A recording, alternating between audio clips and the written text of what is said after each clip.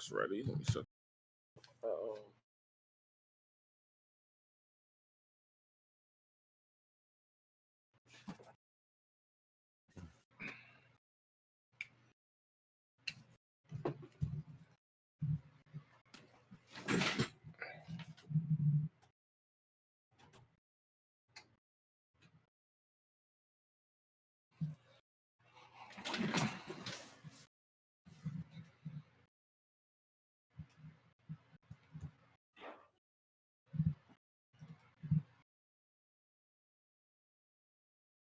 Yo, y'all hear me?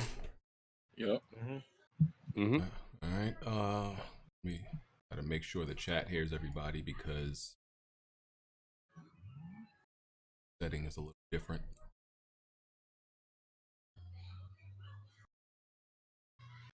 Different mixer. Subject.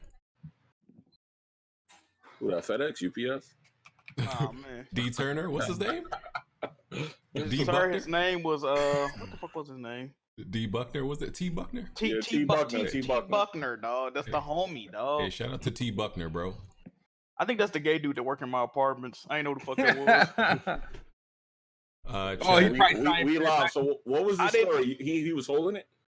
So apparently, I did not notice because I guess I never ordered none from FedEx. If FedEx delivers a package, they automatically take it to the office. You got to sign for it. Yeah. Everybody else just delivers it to your door like normal people. So They're not trying to be responsible for someone. They took my shit to the office and I didn't know because I don't know the people in the office except one of them. I think my shit to the wrong person. Somebody stole my shit. I was fucking livid, dog. So you decided to go on a 12-minute rant about a missing. Oh, man. Wow. So all you had to do was call the leasing office? They was closed. Wow, Jack, you the type of resident I don't want. They was closed. They was closed. Okay, and here's another issue, right? Here's another issue. This could have been alleviated. I call FedEx. The dude gonna say he don't know where my package is, right? So I'm like, bro, fuck, like I'm cussing them out of shit, right? So then I tweeted the shit out, so FedEx DM me. I DM my address. They was like, oh, it's showing it was delivered to the apartment office type shit, right? Why the dude didn't just tell me that? Yo, he delivered so hold on.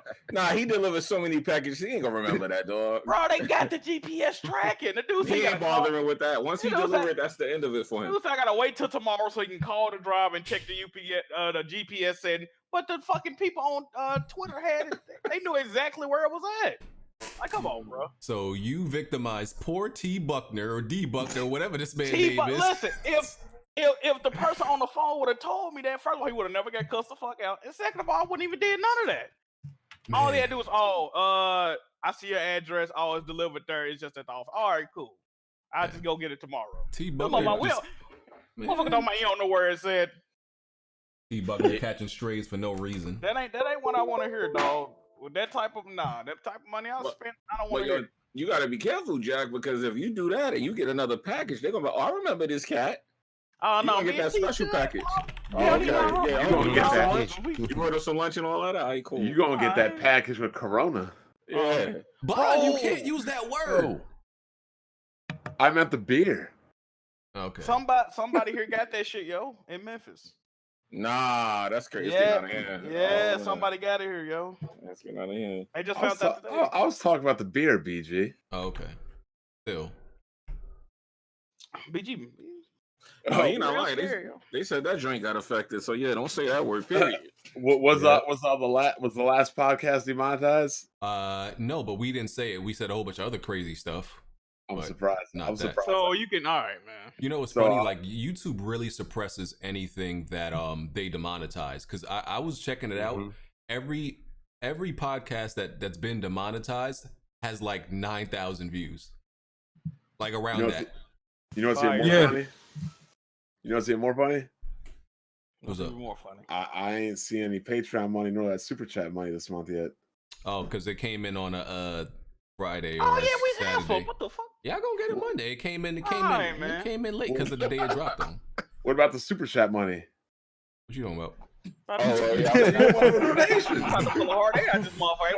What you talking about?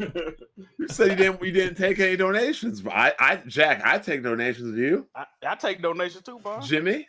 Hey, I take donations, tips. Smooth? You know, I give you an Uber ride, all that. Smooth. Absolutely. Hey, what's Okay, good, man. BG? BG's the only one that don't take them, so you can hand them our way. Yeah, there you man. go. Hey, bro. Shout out to y'all. Yo. Oh man. Somebody's keyboard is on like FX mode. Like, That's me. I got because I'm on a new mic, and mixer, so y'all could probably hear. Hey, Smooth, you got my everything. message in the DM, yo? what? Hold on. Somebody came in the Discord and said that you hadn't beat Orange. Oh no, absolutely not. Really? Nah. You hyped I'm for playing it? that shit right now on easy. Hopefully I get through it before Easy. You hyped for it? the definitive edition has an easy mode, so I'm gonna play it through that, and hopefully I get it done before the. Go on, play it on sequel come hard out. mode, man. It ain't that bad. Nah, I'm good. They can have that shit. All right. All right, bro. Going on, Mooch. And it's not What's even up, the man? game Good. that's hard. I get stuck. So it's hard. So it's hard. So I guess, man. All right. So 6:37. Yo, what up? What's good, Chris Righteous? It's good, Chris. What's up, people?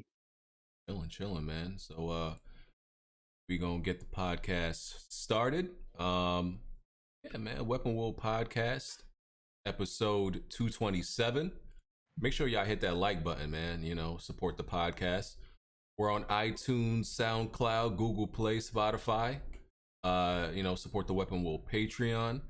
Shout out to Aver Media. You know, with that Aver Media Live Gamer capture, I was able to capture a lot of footage at PAX East. So, you know, shout out to them for that. Hold on, I thought you weren't a sponsor of them. You were lying. Oh yeah, you know, cause from them, they've been quiet lately, ain't they? No, Yeah, yeah, you know, let's not jinx it. Let's not jinx it. don't humor them. Yeah, let's not jinx it. Let's not talk about it. So yeah, hit that like button. You know, consider becoming a member. You know, if you hit the join button and become a member, you can use emotes, and you know, you can get a cool chat badge next to your name. And if you want to submit gameplay to be featured in the Weapon Wheel podcast, you know, just send me an email at weaponwheelpress@gmail.com, and just let me know what game you wanna give me, and I'll give you a link to the Google Drive. So, you know, shout out to everybody who's been submitting gameplay, you know, to help make the podcast, you know, a little bit more entertaining with showing off gameplay in the background. Yeah, so let's do these intros. Start off with our guest, Chris. Yo, what's going on, everybody? Shout out to everybody in the chat. Shout out to all the panel members. It's Chris Righteous. I'm here. I'm excited to be here today to talk about all these topics, and let's have a good discussion. All right, and our other guest, Mooch. What's going on, bro? No, BG, I want to say thanks, man. First and foremost, I appreciate the invite. And seriously, something me and Kofi actually talked about a ways back is just opening the doors and getting a bunch of different people from different podcasts to come on each other's shows, get different points of view. And when you reached out last week, I had some work I had to do over the weekend. I said, let's make this happen anyway. So it's good, man. I appreciate this invite. It's a huge honor to be here. Yeah, it's definitely what I want to do. Definitely. Okay. Bond. I agree with Mooch's sentiment. Let's have a brand new clean slate moving forward into the next gen and have everything be nice and prosperous. But outside of that, I just finished watching Castlevania. Fire. I could have done with some of the scenes outside of episode 9 and 10 though. I didn't get there yet. They didn't have to do my man out. That's the only. Like that. Whoa, That's the whoa, only- whoa, Yeah, whoa. word, I'm up to episode word, 5. word. Hold on there, Chief. Word. You'll know. The last 2 episodes is the good episodes. Yeah. That's it. You know what episodes I'm talking about, Jimmy. Yeah. Hell yeah. Don't worry. BG will love it. Oh man. Now I know it's something sus. Yeah, they did them filthy. They did them very filthy. Now I know it's something weird. How you know some sus could say you'll love it? Hold on. Because that's what Bond is always This shit on. crazy. Bond is always on that. All right. Jimmy got the joke. Shut up, Yeah. Musty. Man, Big Musty. shit. Go ahead and rep your set, Man. Big Musty. I don't know who that is, but I'm assuming you're talking to me since you're being disrespectful. All right. Hello, everyone. Hope everybody's having a good day. Shout out to T Buckner, and yeah, let's get it. All right. Jimmy. Yo, what's up, man? J Mega Games, The Division 2. Get the DLC. It's worth it. All right. And Smooth. What's up, everybody? It's the best bot. Make sure you follow me on Twitter. No Mixer link this week, or is Mixer dead? That joint No, did- Mixer ain't dead. Mixer Ain't dead. Mixer's dead already. Oh, you should have got your deposit. How Already. long it take? I read it take 2 extra months after you hit the what's it called? Oh, 2 extra months. After you hit the threshold, it's like 2 months after that. Oh, That's what I okay. read. I don't know if that's true or not. That's how Twitch do it. Oh, okay. They definitely owe me some money right now, though. All right. Okay. All right. So well, let's hit on some rapid fire stuff, just to get some small topics out the way. There's some new PlayStation Now games. Control. What are the other ones? I already forgot. There's a Shadow of the Tomb Raider. Yep. Yeah, Shadow of the Tomb Raider. Okay, cool. So yeah, those. Oh yeah, and they're on there for when they put the bigger games on there. They used to be on there for 3 months now. These are on there for 6 months, so I don't know if they changed it. Okay, cool. Also, there's a new battle royale game coming out called Spellbreak. It's like a magic spell binding type of battle royale. They trying to put every type of twist on these battle royale games. I think that game has been on PC for a couple of years now, if I remember that Spellbreak game. But is it coming to consoles finally? I never heard of it. I didn't even know it was on PC. I thought it was it was like early access on PC for like I think it's like 2 or 3 years already. So Okay. A game finally came out in early access on PC. Oh man, that doesn't happen too often. You know what that means? It's going to PlayStation. yeah. All right. The TurboGrafx Mini has been delayed by Konami due to the T virus. I don't know if anybody was really checking for that like that though. Yes, I had it pre-ordered. Really? Yeah. What? Tell me, because you know it was before my time. What fire? Is y'all looking forward to on the TurboGrafx? TurboGrafx had Bloody Roar. That was a very good game. It had Bonk's Adventure 1, 2, and 3. It had Wisps. That was with. Hold on, let me correct you, Jimmy. You called Bloody Wolf Bloody Roar? Bloody Wolf. Yeah. No, both. Actually, both. It had both. Well, there was no Bloody Roar on TG16, was there? Bloody Roar. I think it was. I thought. It's You know the game I'm talking about? Pow. They're calling Bloody Wolf. Yeah. I'm looking it up. Let's correct Are you me. sure, Jimmy? Yeah, Bloody Wolf. You're right. And yeah, you're right. What am I thinking about Bloody Roar? That's the fighting game on PlayStation. Yeah. Okay. Bloody Roar. All right, I got it confused. Relax. It's old stuff. Got it confused. But thank you. But yeah, they had that, and they had they had like a bunch of good games on TurboGrafx that were coming with the console. Konami was releasing it, and I had it pre-ordered. I pre-ordered it in like December, and I was collecting like retro consoles, and that was something I was looking forward to. That's one of the few retro consoles that you can't get an actual case for an emulator to put it in, so you had to actually wait for them to release it. So a lot of people was actually looking forward to it for that reason. Okay. But the only difference was it came with like one controller. The controls were expensive. The peripherals were expensive, so they were having trouble like making all of the stuff for it. So I kind of saw this coming. But yeah, it's the first console, and what it sounds like is that there's going to be plenty more delays. Just to let y'all know that. So, second, let me just put this gameplay up. All right, we are. I gotta give you some Division gameplay too. Oh yeah, okay. All right, I guess. Yeah. And there's a rumor of Modern Warfare 2 remastered coming out this year. Wouldn't be too surprising. Are they gonna sell it packaged in with? Wait. Who is gonna be packaged? New Call of Duty like last time? It didn't. Rumor didn't say. That'd be Didn't what's name's game get? I know Sledgehammer's game got delayed, right? So, Treyarch wouldn't be doing it, right? That'd be weird. That's like, don't Treyarch need to put out another Black Ops, one of them trash ass Call of Duties? Maybe they're doing that instead. But Treyarch, remastering Modern Warfare. But wasn't there a rumor that they were gonna skip whatever Sledgehammer was going to go straight to Black Ops? They was going to go straight to another Black Ops this year. I don't know. I think that was a rumor. I thought I remember that rumor too. The one that you just mentioned. Yeah. We'll see. That'll probably be both. It'll probably be both. Okay, so moving right on into the big topics of this week, the important stuff. So let's start off with this comment that Shigeru Miyamoto made. So he said that Nintendo worked to get away from the childish image, to no longer be seen as a childish company. Do y'all think they've actually done that? When they do that? That's what he said. They're no longer seen as a childish They came company. out with a fucking box peripheral that you could dress up like a robot last year. I'll tell you exactly when they did that, Jack.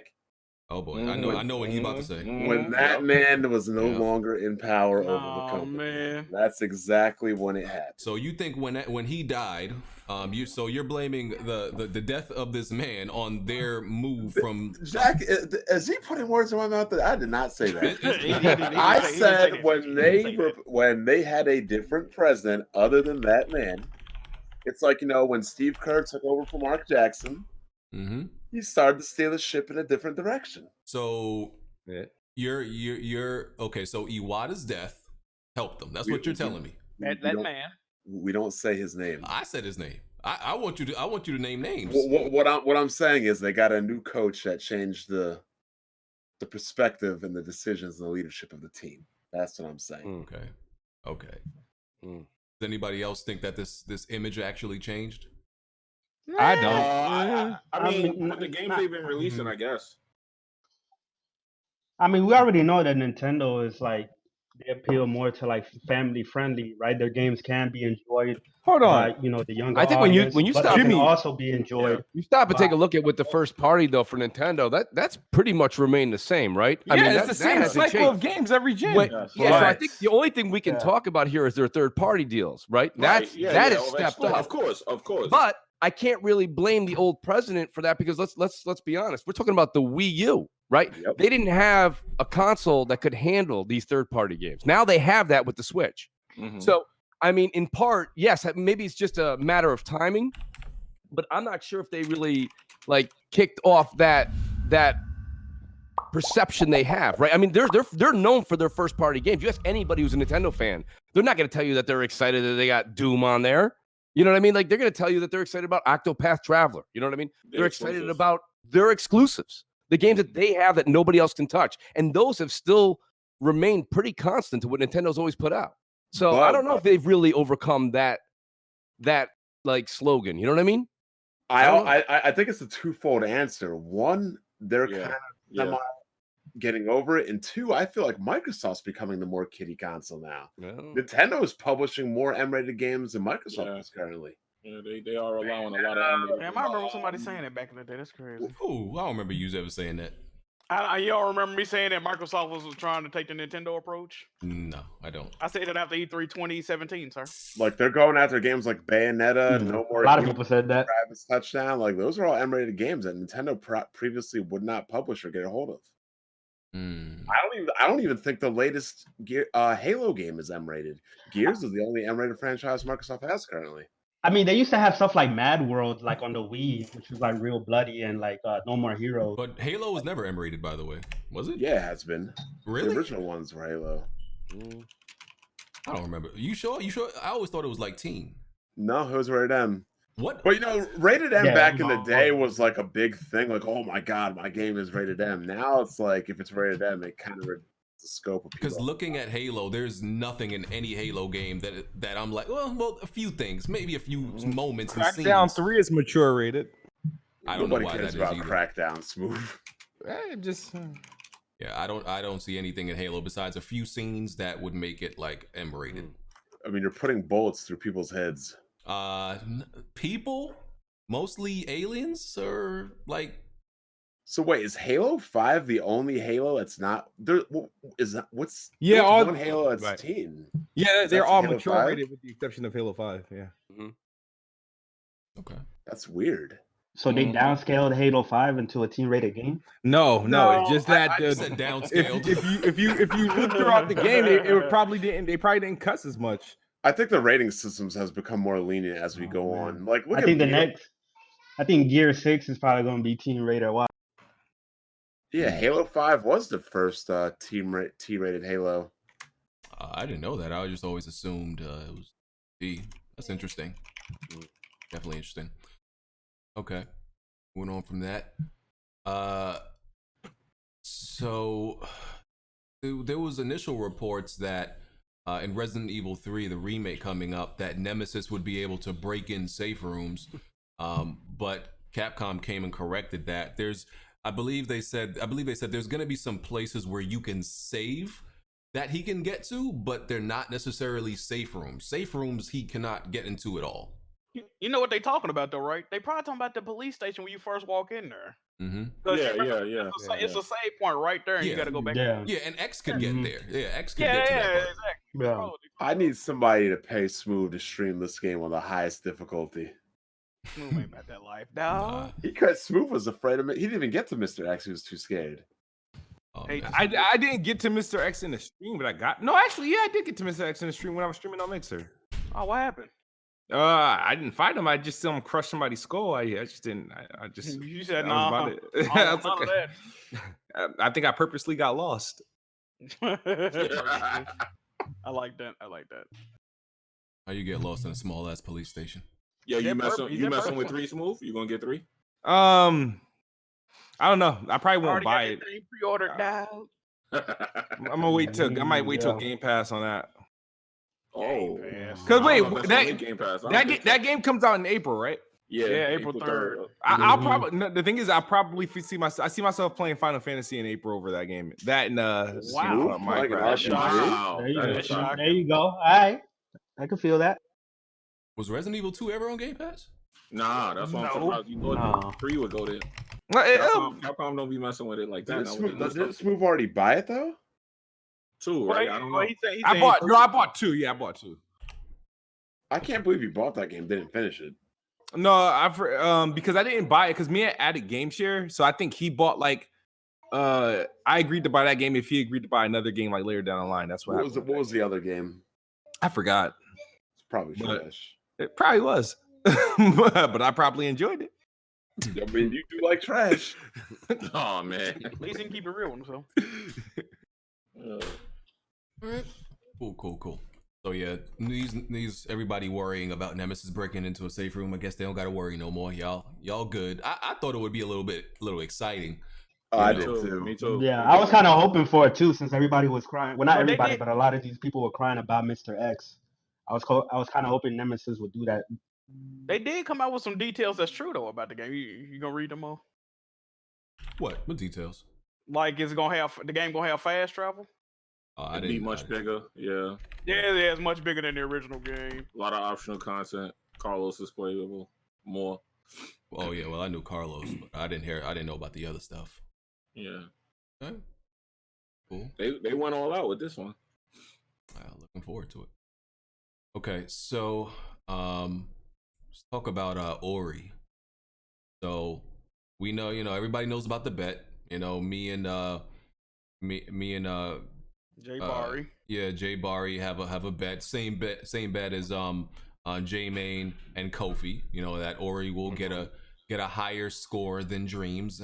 As of the 7 days, Dreams came out and it was at a 90. So Ori has to get higher than a 90. But so we're hearing about Ori having technical issues like stuttering, some serious stuttering, and like a few bugs. Kofi, this man actually went out and bought an Xbox just to play Ori a little bit early because he got his plug came through and he went out and bought. Did he buy an X for it? Yeah, probably. Man. Wild. I mean, he got his 4K HDR. He should have bought an X for it. But bruh, like, see, this is something I didn't account for. That like I was never think like this game could possibly have technical issues. I mean, it'll get fixed by a day one patch, I'm sure. But the reviewers are reviewing it before that patch comes out, so I could lose my money. Yep. I'm not happy about that. But the thing is, they can go back and rectify the review scores too, though. Like redo them. Right. So it's after 7 days, right? So you got 7 days for them to go back and change the score. Yeah, I doubt they're gonna like go back that quickly. Like when they usually go back and revise the score, it's like way past 7 days. It might take a couple of weeks. Bruh, like, see, I be putting in mad faith in you know, in Xbox sometimes, and like it always feels like the world is against it. I ain't gonna lie, it feels like the world is against Xbox sometimes, where like in situations where it's impossible for them to lose, y'all can't F this up. Something just goes wrong. Mm-hmm. And the thing about it though, BG, is you didn't make the wrong bet. I mean, if you look at everything on paper, realistically, you should have won, right? Absolutely. I mean, the problem here is that you look at this game. The original came out March 11th, 2015, 5 years ago, right? Yep. I mean, is that not enough time for this? You know, it's a AA kind of game. It's a beautiful game. It's an amazing game. Like I love the first one, I really did. But this is something that I talk a lot on Crossfire about. Is the leadership issue. And that's what it boils down to. It's not that it's an Xbox curse or a problem with that. The problem with it is just there's no finger on the pulse at Xbox. And I know a lot of people don't like to hear that. That's the biggest gripe that I have here. There's no reason for Ori to come out and not be absolutely as smooth as silk day one. That game should run on a toaster. That's the thing. And don't get me wrong, I'm pumped. I'm excited to play it, and I know the day one patch is going to take care of it. But this is a game. The other thing is this: if someone says, "Mooch, you know what? I'm not even buying what you're saying." That's fine. Someone please explain to me, why did they have to release it now? They knew the game was having some issues. Wait. Yeah, you only get one first impression too. You know, the next game coming out from Microsoft, like realistically, that people are excited about is Halo Infinite. Like they have from now till November. What are we doing? You know, that's that. When I saw this, I was shocked and appalled. I'm like, this is supposed to be the saving grace. This was going to be a 90+ meta, right? It was supposed to be in the bag. Easy. And now it's not. It's Easy not. money. And I think probably we're looking at 86 to 88, which don't get me wrong, great score. Oh, wow. Great score.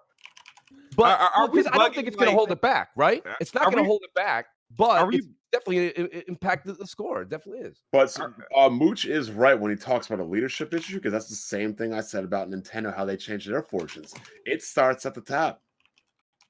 Yeah, I mean, in 5 years, when you got 5 years, you know, since your last game, man, like, like, just perfect. That's all I think. I'm like, that game's gonna be perfect in every way, you know, because it's AA, but with AAA, you know, quality and backing.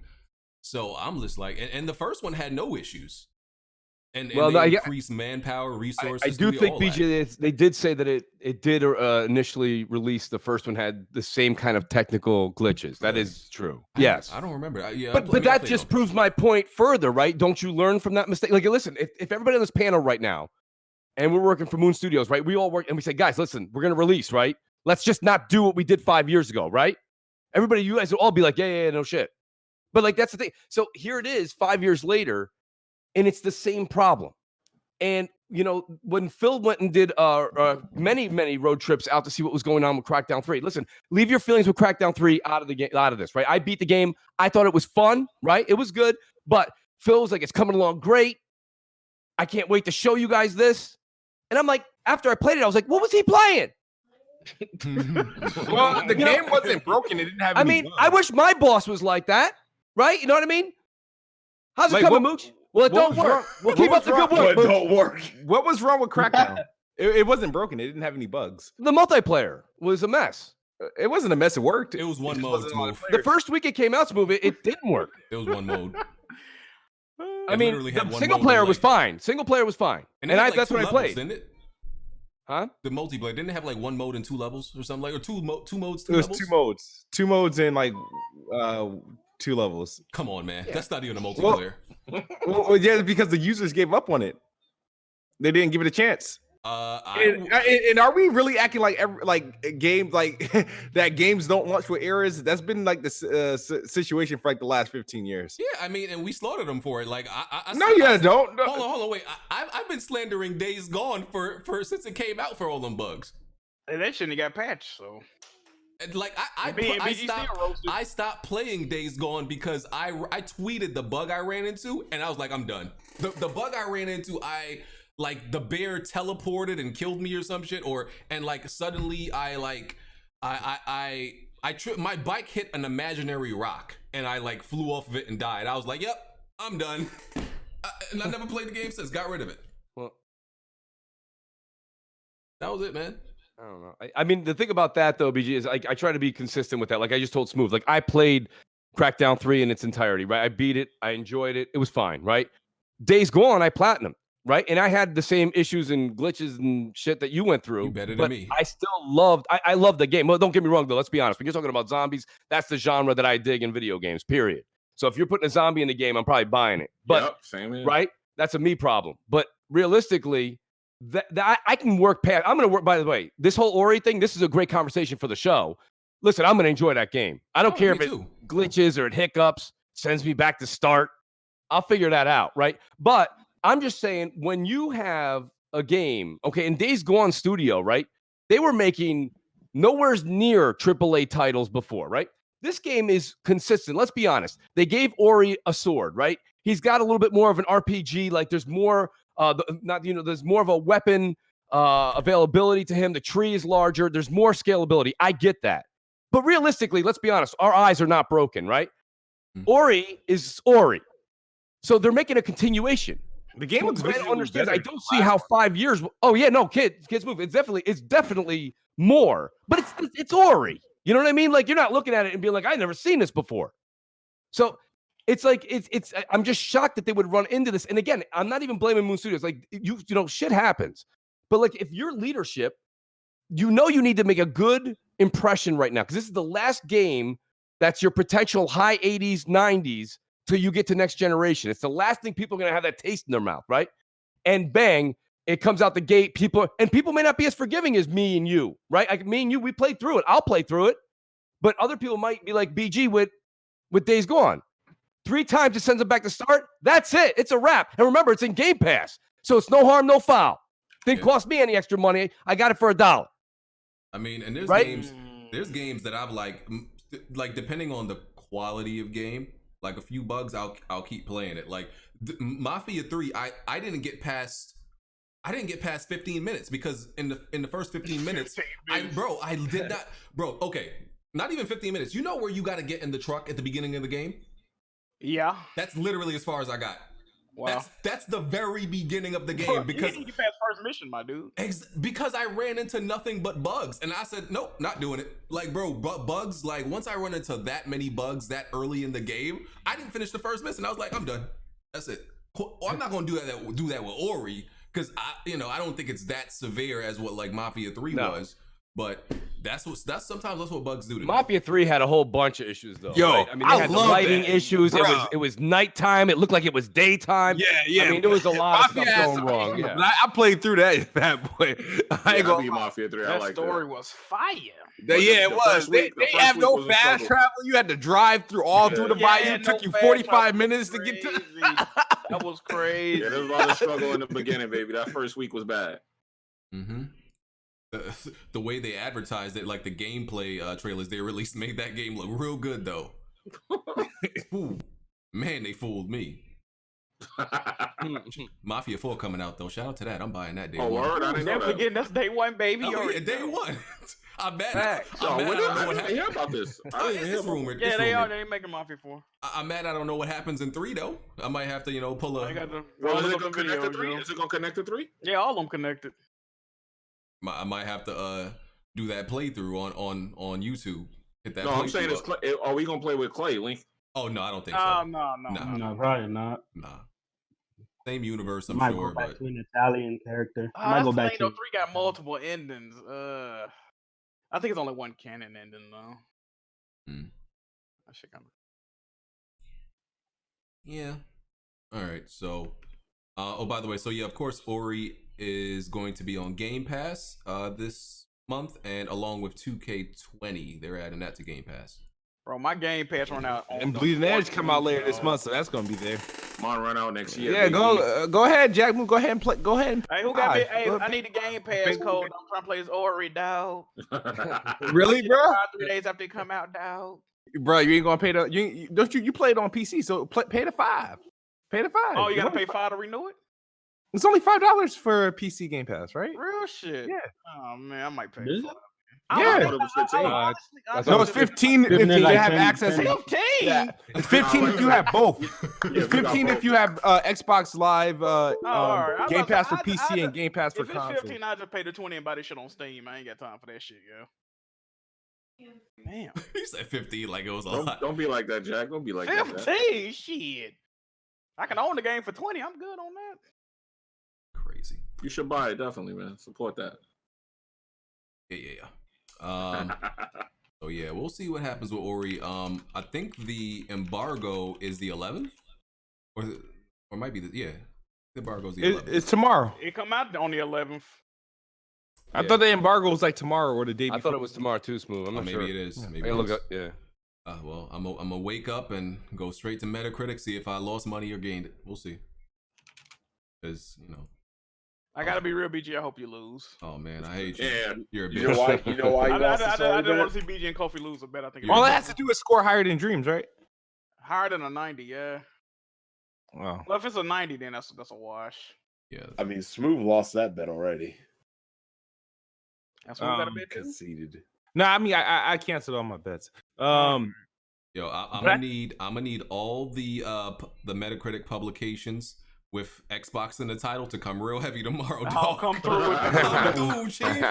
Oh man. Oh man, Xbox Magazine, Xbox Fan, Was it Windows Xbox Central. Mondo? Oh yeah, all of them, because the PlayStation ones be coming in heavy, giving all the hot pieces of shit on PlayStation 90s too.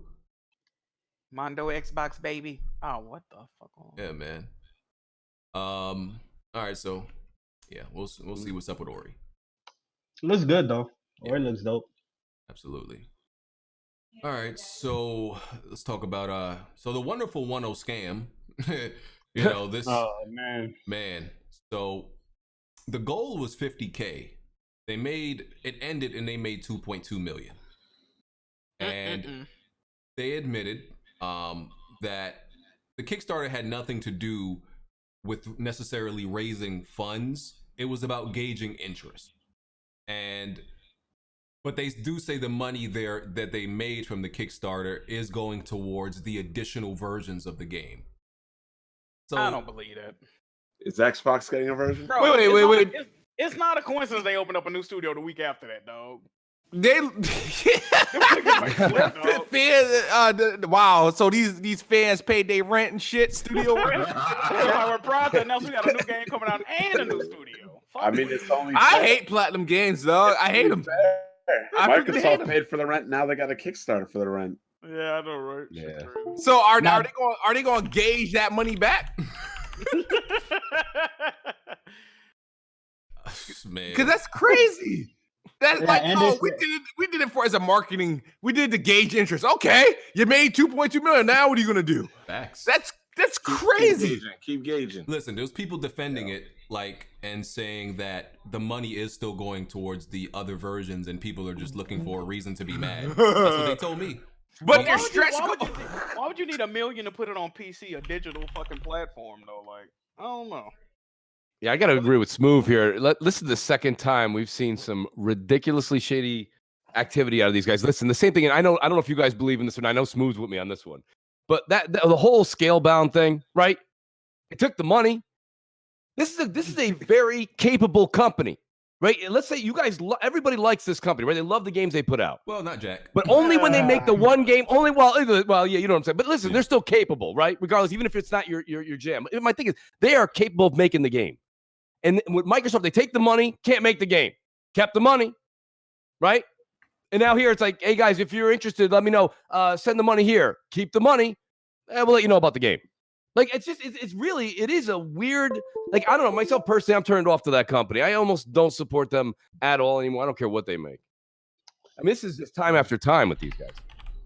And they also said it was going to be. I know Smooth was mad at this. We talked about this last Wednesday, but they said that that the reason why it's not on Xbox is because it will be hard to port over, which I think is complete bullshit because the Xbox One is running the same architecture as PC and PS4. So this is true. Yep. Yeah, so they said too hard and too expensive. And I like Platinum. Well, how do you get away with They said it's too hard and too expensive after quadrupling their stretch goal. That's what I'm saying. Nothing they say makes sense. Nothing they say makes sense. I didn't even think about that shit. That's funny. Yeah, they're full of shit. Even though I like Platinum Games, I like some of their games, but they're full of shit on this one. Oh, and by the way, don't forget they were at PAX East demoing the game that they had a Kickstarter up for. That was already fucking. Yeah, and coughing on people. Yo! Yo, smooth, nah, man. That's a low blow right there, dog. That's a low blow. For that. Wild for that. Yo! It's no wildin', man. Crazy. So yeah, listen, this is an absolute scam, bro. They got away with it though. Yep. Am I the only one that thinks that Scalebound didn't really look that great from what they first showed it? Yeah, it was a poor show. We on the same accord with that one. It was that game. That game was a generation early, in my opinion. I don't think the Xbox. Okay, the X, yeah, but the X wasn't out at that point yet, right? No, it was way before that. Yeah, way before. They announced the game in 2014. That it was at least a few years early. That should have been like something definitely made for the X. If they didn't want it to run on the original Xbox, they probably could have made it. Oh yeah, I think so. But I think next generation it would be way easier for them to pull off than this one. Indeed. Like 4 dragons on the screen and that shit wasn't even running with 1 dragon on the screen. Nah, that exactly. shit was crazy. Well, they say they want to buy the IP back from Microsoft, so that's probably good luck with that. You know what? It'd be funny. It'd be funny if they bought off of Microsoft for $2.5 million. Yeah, I know, right? Hey, they got that Tencent money now, so. Yeah, they got that Tencent money and still asking us for money. Wild. Wild. Hey, they hustle, man. They work for them, so they got it. Yeah. Indeed. Yep. All right, so we can move on from that. So Death Stranding got a release date. Well, I'm not sure if that even was that this week, right? When that happened, that was this week. I think so. Yeah, it was this week. It got a release date for June 2nd, and also some people are upset that it's gonna be using Denuvo, the DRM thing. And I didn't know this about it, but apparently like Denuvo causes like issues. Frame rate, performance. I'm like, I had no idea because I'm being honest, like it downtrucks your PC. Yeah, I never knew. I mean, the CPU. I'm sorry, the processor. I didn't know. I don't think I've played that many games that used it, right? So when people always like, oh, Denuvo, I'm like, what are y'all mad about? Because I never knew it affected performance until now. But yeah, it runs a bunch of background processes on your CPU, so you can't pirate it. Who was that one guy we had on here a while ago? One that was stealing everything. Oh, one night. People like him are why Denuvo exists. Facts. No, but it's a bad. They need to get rid of that though. It really They're not going to. Because I remember I tried to play what was that game? Detroit Become Human on Epic Store, the demo. You know I wasn't buying nothing, but and it wouldn't work because of that. Well, you know what? Honestly, as crazy as it sounds, it's worth pissing off if you settle 100 people. And the pool of the people buying your game is 100 people, let's say, it's worth pissing off 20 of them if you know you're going to get money from the other 80, as opposed to making money off of 50 and the other 50 stealing it. I agree with I hear what you're saying. I hear what you're saying, but nah. It's a necessary evil, dog. The only company that doesn't use VRM really is The Witcher, and nobody has that. Yeah, God, right? Project Red. So pick-me's. A whole bunch of pick-me's, man. Oh God, this guy BG. I forgot. Oh, BG probably really happy that the Nemesis isn't the scariest part of the new Resident Evil 3. What is? He's not. What's the scariest part? The booty boxes they put in. They come in. They did. Yep. What edition I need to buy? What are they doing? What edition I'm buying? It's cosmetic, probably. They did the same thing with Resident Evil 2. I don't like you could buy the fucking unlocks, though. Yeah, but they didn't have loot. They didn't have loot boxes in RE2. Wait, you're sure there's gonna be loot boxes in? Is it for the online? No, it sounds the same. I agree. I believe I retweeted it. No, it's gonna be the same thing. I'm gonna have to check that. Yeah, I will tag you in it right now. Yeah, I'm looking at it right now. It's all in Japanese. They got the booty box edition. Let me get the link for that so I can pre-order. Because there is a multiplayer component, remember? So maybe it's for that. Oh, that's true. Ain't nobody playing that dog shit. Oh no, I'm not even playing that. I'll send it right to you. Nah, yeah, if it's for multiplayer, nah. It's like Rainbow Six Siege for retarded niggas. Yo. I just hope no trophies is tied to that because I'm trying to get the platinum. I got the platinum for Resident Evil 2 and 1. I'm trying to get the platinum from RE3, so the multiplayer I might have some trophies attached to it. I hope not, dog. Okay. You said that to me, Boban? I need to read this. Yep.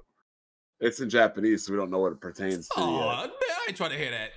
It literally just broke 2 hours ago. Man, you know they always mistranslate. No, that does look like a loot box, though. I ain't gonna lie to you. That's got the umbrella logo on it and everything. That's definitely a loot box system. Okay, this has got to be for. It's probably gonna be for the multiplayer. Yeah, it's gonna be for Resistance multiplayer, not the actual single player. Yeah, that's a loot box. I can't even front. That's definitely a loot box. That's not. I hope whoever opens it, the Nemesis just rolls at him and kills them. Well. All right.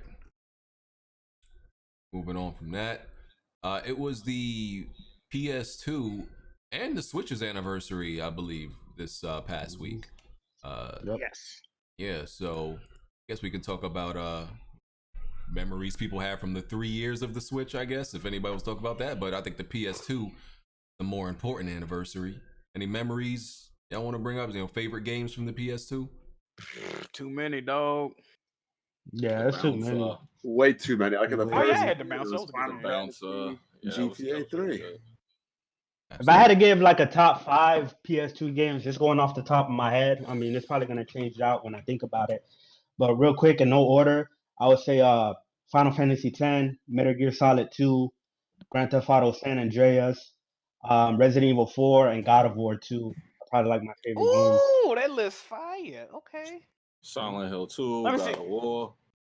Yeah, keep going. Metal Gear, Prince of Persia, The Sands of Time. Oh, that's a good one. Yeah, there's a couple, man. There's a lot. Shadow of the Colossus. Shin Megami Tensei. Didn't Tenchu come out on PS2? Yeah.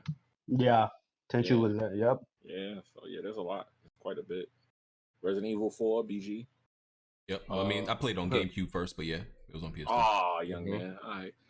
Metal Gear Solid 2. Yeah. Don't y'all like Jack and Daxter? That was PS2. I didn't play Jack and Daxter until PS3. Okay. What a loser. Grand Theft Auto Vice City. Vice City 3, Manhunt 1 and 2. Mm-hmm. Yeah. Devil May Cry 3. Yeah. Like there was a lot of great. Gotta put my sports game. Madden 08. Let's not be disrespectful. Ooh, yeah, one of the best games. That's right. NBA Madden was so fucking fire on PS2, dog. It ain't been top since, bro. And NBA Streets Volume 1 Ooh, and 2. NBA Street 2. NBA Street 2 was like the best. Like it really was. Basketball games I've ever played. Def Jam, That'll Fight for New York. Yeah, word. Yeah. God of War 2, you already said that. Comes to my head, Twisted Metal Black.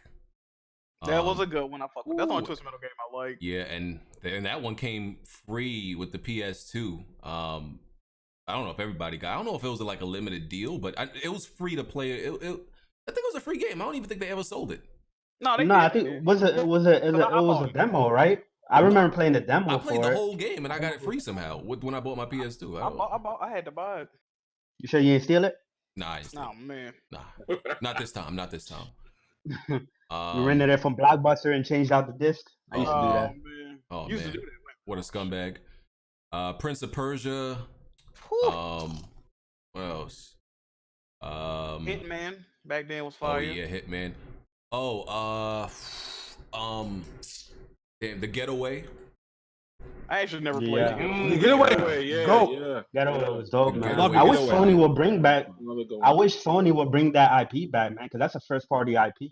Didn't they close that studio that made that? It was in a London studio that made it was Sony. It was no London, right? London Studios. Yeah. Was that. They still around? I don't know. I don't think so. I think they got closed down. Of course, Shadow of the Colossus. One of my favorites. Yeah, the midnight clubs, the Need for Speed Underground. Definitely fire. Yeah. I was never into all the Soul Calibers, but Soul Calibur 2. Yeah, and Soul Calibur 3. Which one? Wasn't Kratos or no? Who was?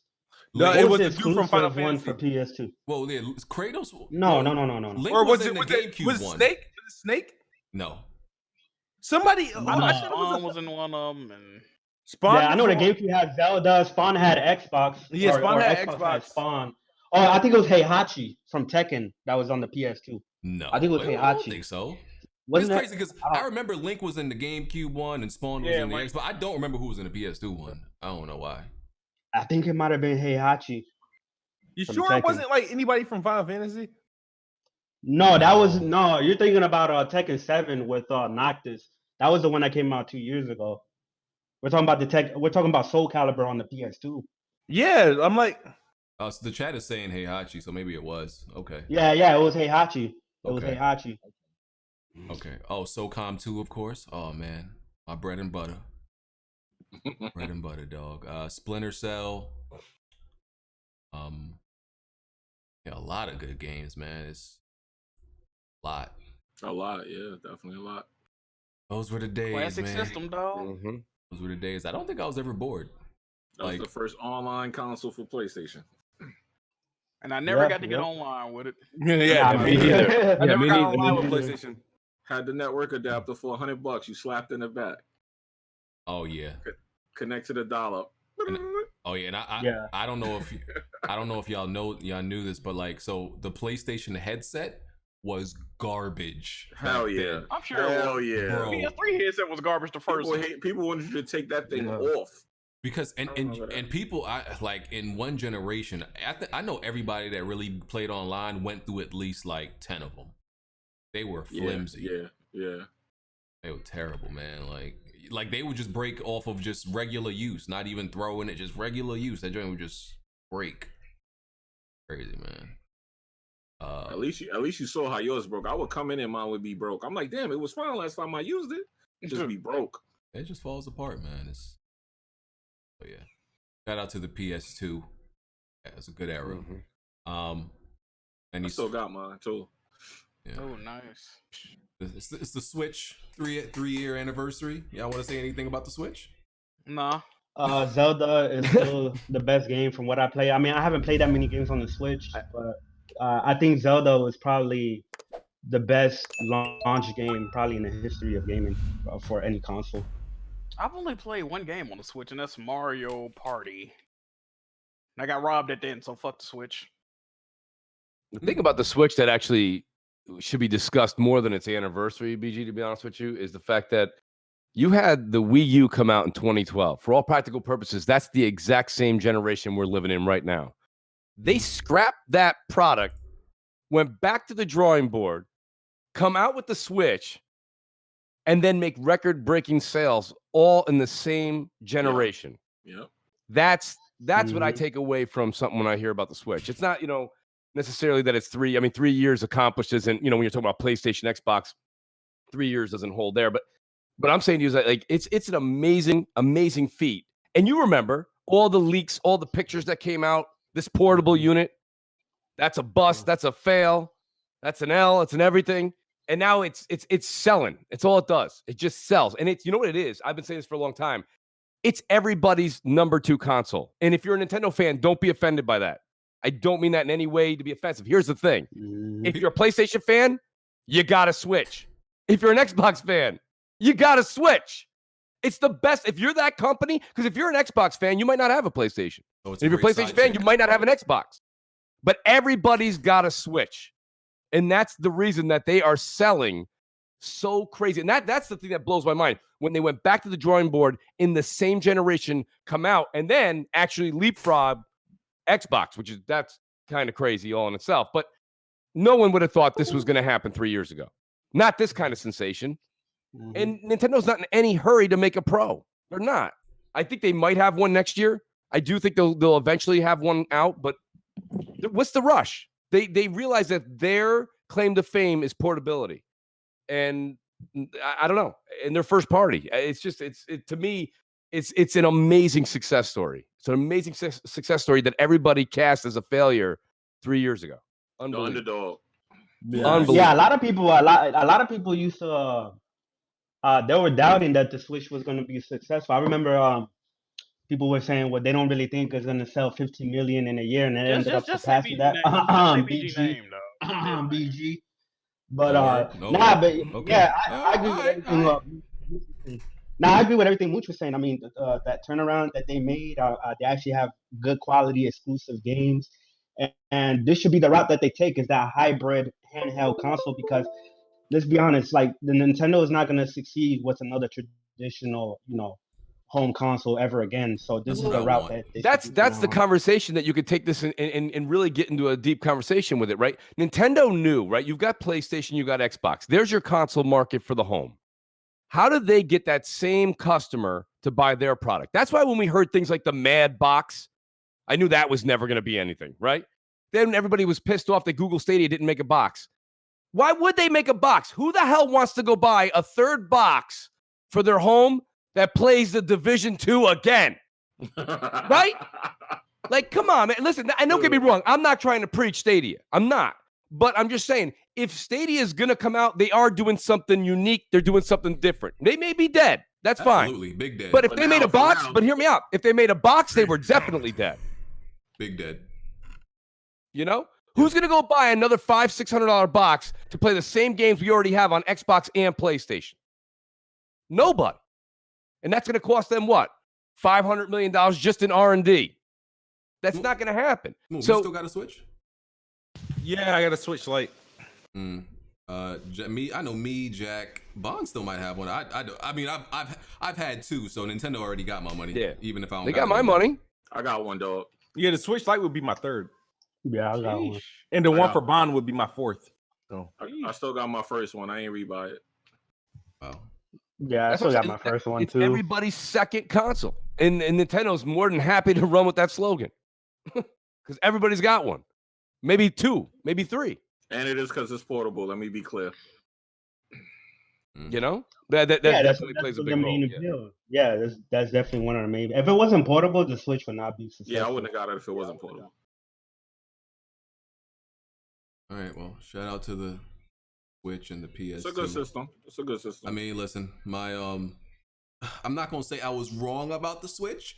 I was my statement. I mean, you were. No. My statements were misdirected and had a twist of falsehood next to it. Okay, that's how I'm gonna put it.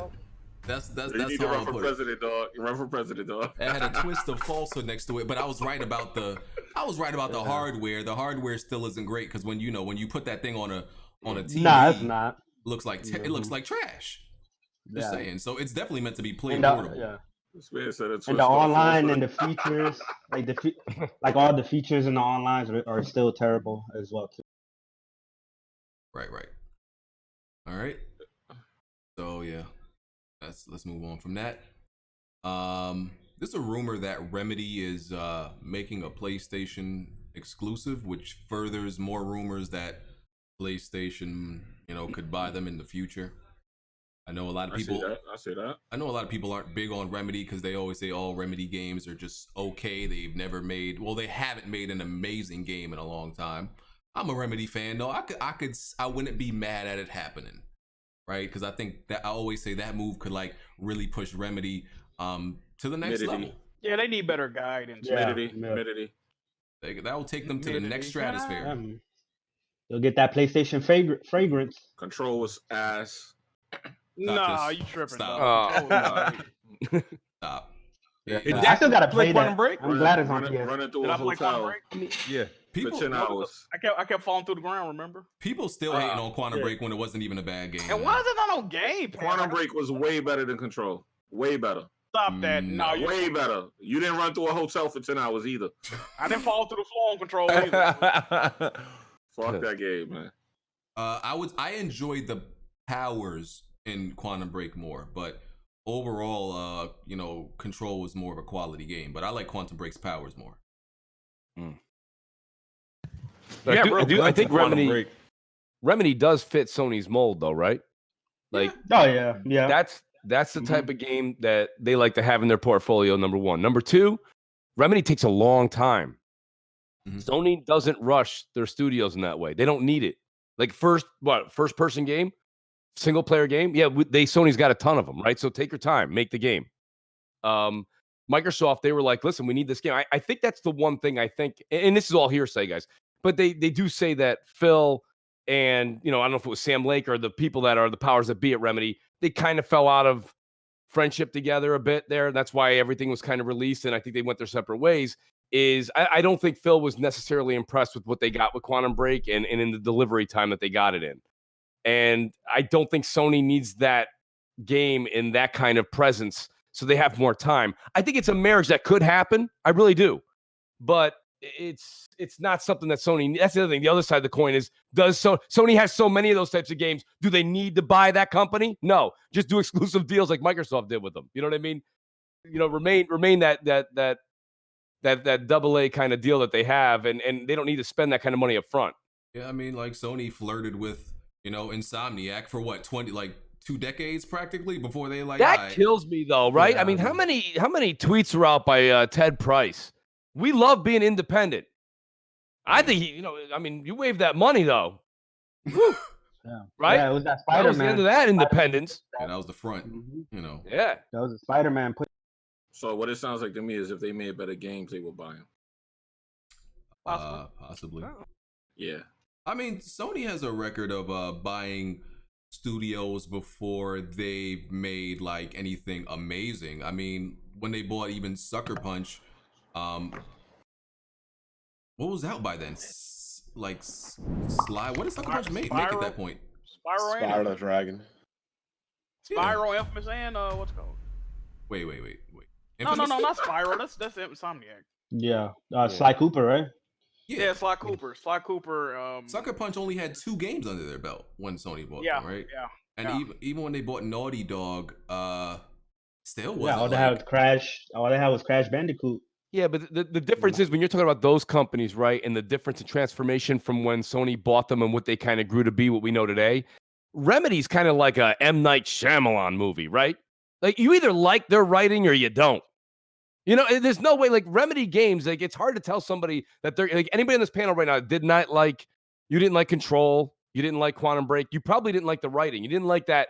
They've got, like, that, what is that? I can't even think of that old show, BG. Twin Peaks. Twin Peaks, thank you. Jack, perfect. Twin Peaks, it's that Twin Peaks kind of writing. You either like it or you don't. So Sony acquiring Remedy doesn't change Remedy. I got news for you. The game you're going to get is going to be just like Quantum Break. It's going to be just like Alan Wake. It's going to be just like Control. It's going to be a different story, but that same dark, sinister fog, like a Stephen King book. You know what I mean? Like, that's the writing that Sam Lake is. If you I follow Sam Lake on Twitter. Sam Lake, he's a writer first and foremost. Like, and he's that dark, sinister. He says it. He'll go, I'm going 6 months, and he'll just go out into the woods. He'll take pictures. He's like, I'm just writing and writing and writing. He writes novels. That's what he does. And if you don't like that kind of writing, it doesn't really matter. Like you said, you like the powers a little more in this game than that game. But realistically, you're not changing Remedy. So the powers that be at Sony have to actually stop for a second, look at the company for what it is, and you're buying face value. Like, you're not going to buy them and they're going to change. They're not going to do what Ben Studios did. They're not going to do what Sucker Punch did. They're not going to be able to make that massive leap. They're there already. They're a AAA studio. You either like it or you don't. That's why I still think they're going to stay independent, and they'll either do something like where they have an exclusive for a year or an exclusive period. I don't know. It would have to sell like gangbusters. They would have to sell huge to get them to make that kind of a purchase. I don't think that they need Remedy in their portfolio, to be honest with you, at the end of the day. Yeah. They already have enough niche type. Did Control sell less than Quantum Break? I don't think so. I don't. Control never charted. I don't. Control's on. I think that's how it sold more. I think it might have sold more. Yeah, Control didn't chart. Multi-plat, so I mean, I don't know. Control didn't chart. Yeah, I think that was a story.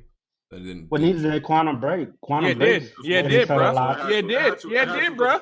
Had to have sold. Yeah, but it is. Yeah, but Quantum Break charted. Yeah, and Control didn't, which is it all depends on what games came out around the time. Mm-hmm. They both came out in the ass times. Control came out. I'm surprised Quantum Break came out like April. Because that game is wild. You know what was crazy? I couldn't say anything even slightly negative about Control before it came out. Chat, well, you tripping, man? Shit, heat, shit, fire. When the game came out, I was one of the few people playing this shit. I'm like, hey, yo, where y'all at, bro? That shit was crazy. That joke was crazy, man. Yeah, people ain't show up, bro. That's crazy. If you miss it, What would they show you to get you to buy that game other than her floating around in the room? That's all the game did. Man. And I think, I mean, this is something else. I was my statement was had a slight falsehood attached to it. I think I said Dreams wouldn't. No, I don't think Dreams did chart. It was on PlayStation's top list, but I don't think it actually it didn't chart overall for games yet. I don't think that list is even out yet. So I still don't think Dreams is gonna chart. We will see though. I wouldn't be surprised if it didn't. Yeah. I mean, that's the type of game. Why would it? That's like a niche game, though. Yeah, because it's for certain people. Yeah. But people attacking me. Oh, B, you just a hater. You're not creative. I'm like, okay. But you are? Okay. Because because Dreams is out and like everybody was saying, like when Dreams came out, everybody was checking they friends list. Ain't nobody was playing that shit. What's up? Made in Dreams. What happened, bro? Made in Dreams. What happened, dog? Y'all was so fly with these hashtags before the game came out. Day one, y'all gone. Like, yo, what happened, dog? All hype. But all right, we gonna move on from that. One thing I want to mention, I heard when I had to step away for a second, somebody said that Breath of the Wild is the best launch game ever. A Wii U port is the best launch game. I didn't hear that. I think he said that's the best game he's played on the Switch. So how about to say we got games like Super Mario World, Halo, Soul Calibur. Some good launch games out there.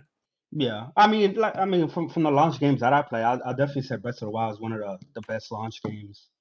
You know what I mean? Ever released. Okay. So, but yeah, you are right. There, I mean, you got stuff like Halo and stuff like that. But this guy Hard 8. Oh no.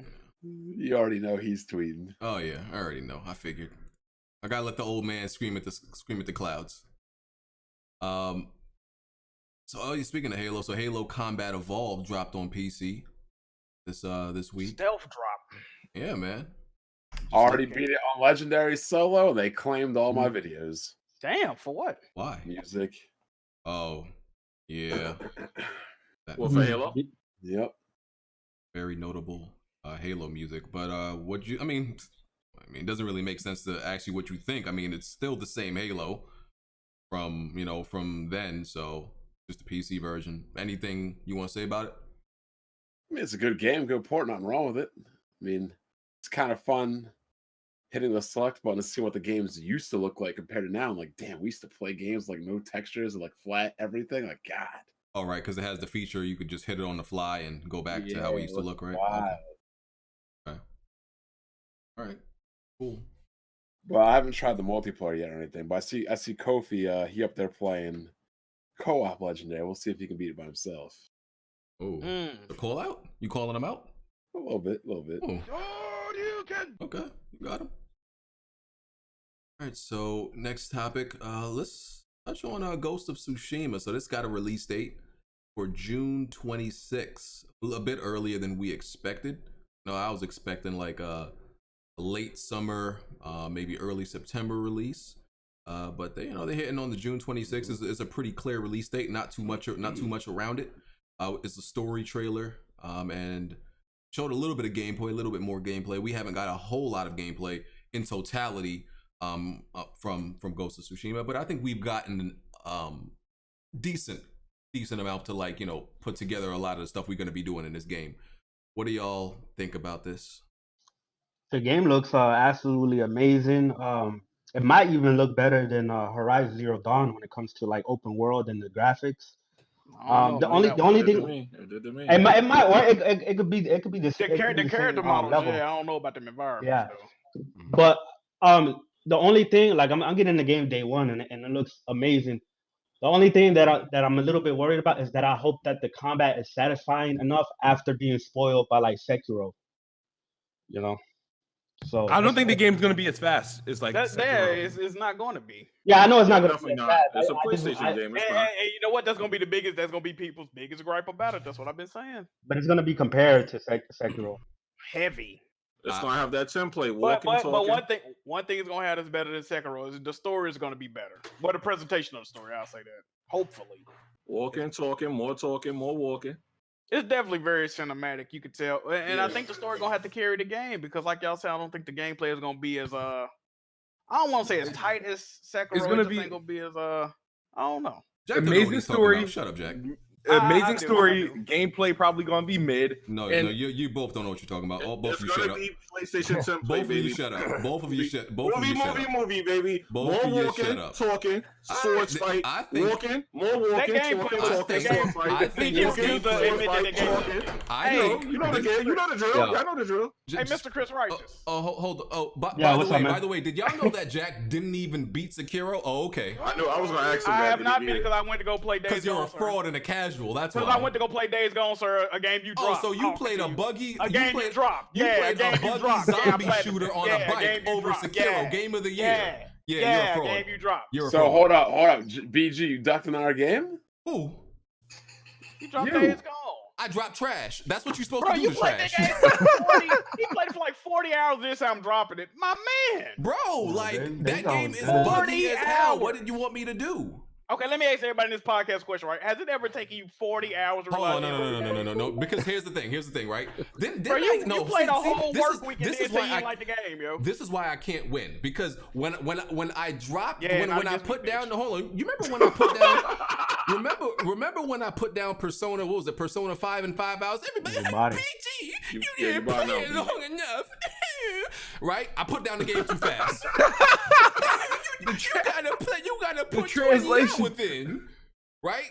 So I can't win with that. So I played Days Gone for like maybe 30 hours. Maybe it wasn't 4. Maybe it was like 30. Oh, now I'm getting slandered for it. I can't win either way.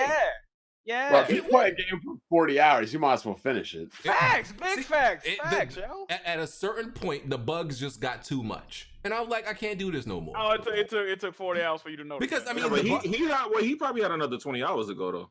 Yeah, he do. Well, if you want 100%, he definitely do. The bugs just got too much because I ran into a few, the first like 20, 30 hours, but nothing major. But then at like that 40 point, like that 40 hour point, it was just nonstop, bruh. Okay. Couldn't get away from it. So shut up, Jack. You ain't beat Sekiro. You don't know what you're talking about. Use a bum. Emotional. Use a bum. Did you even beat Tenshu back in the day? Huh? Sir, I'm just gonna say I'm on the owl fight on Sekiro. You didn't beat Tenshu. You didn't beat Sekiro. Did you ever beat a Ninja Gaiden game? Bitch. Huh? Did you beat any of these? Did you beat Onimusha? Did you beat Days Gone? So let's not divert from the fact we talking about samurai those ninja games ain't even available right for now. purchase no more. Did you beat Days Gone, a game that's in the store right now? No, I did not beat you that. You can put it in your PlayStation right now. Big Did you Musty, beat that? stop this. Did you beat that? Stop this. Okay. Shut up. Did you beat Bushido Blade? Bushido Blade? Did you ever beat that? That? He going way back on you. Yeah, that's PS1. You don't know nothing about Bushido Blade was okay, you asked me about PS1 game. I'll ask you about games that came out last year, sir. Listen, stay out of this conversation because you last don't know nothing. Year, dog. You don't know nothing. Know your place. When we talking about Shantae and games like that, you can jump in. He mad as shit. Look at him. You can jump in there. He's shook right now. That's crazy. This man brought out Bushido Blade. When we talk that about man said Bushido, he brought out a game that came out.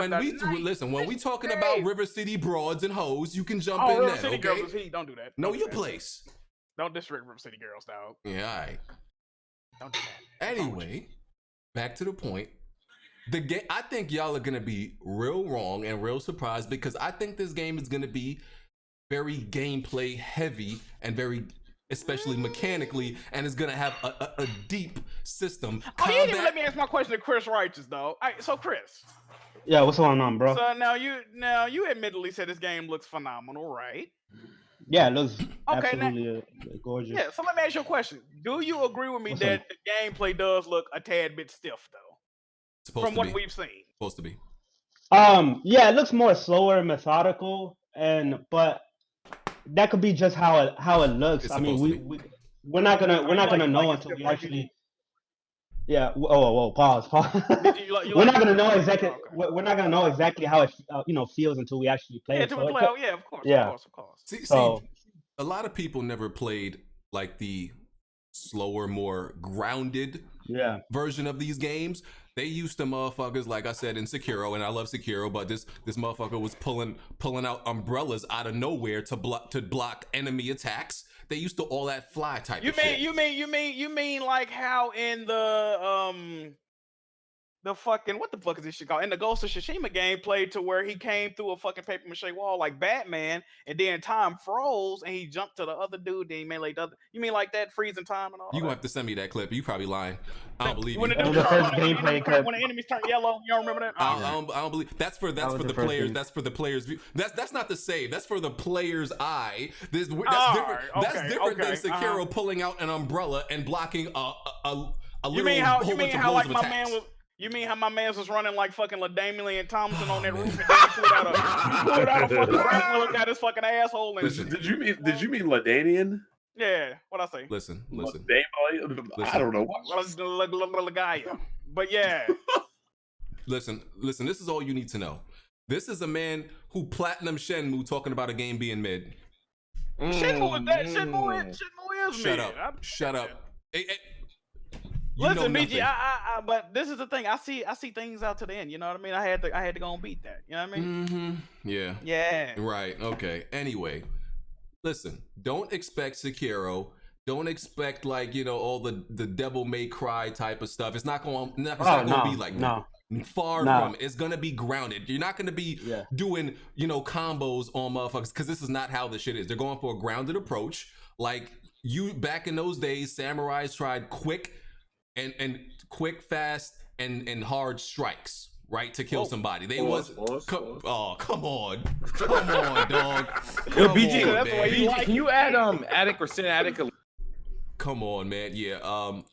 I thought he was already. Let me see. Attic.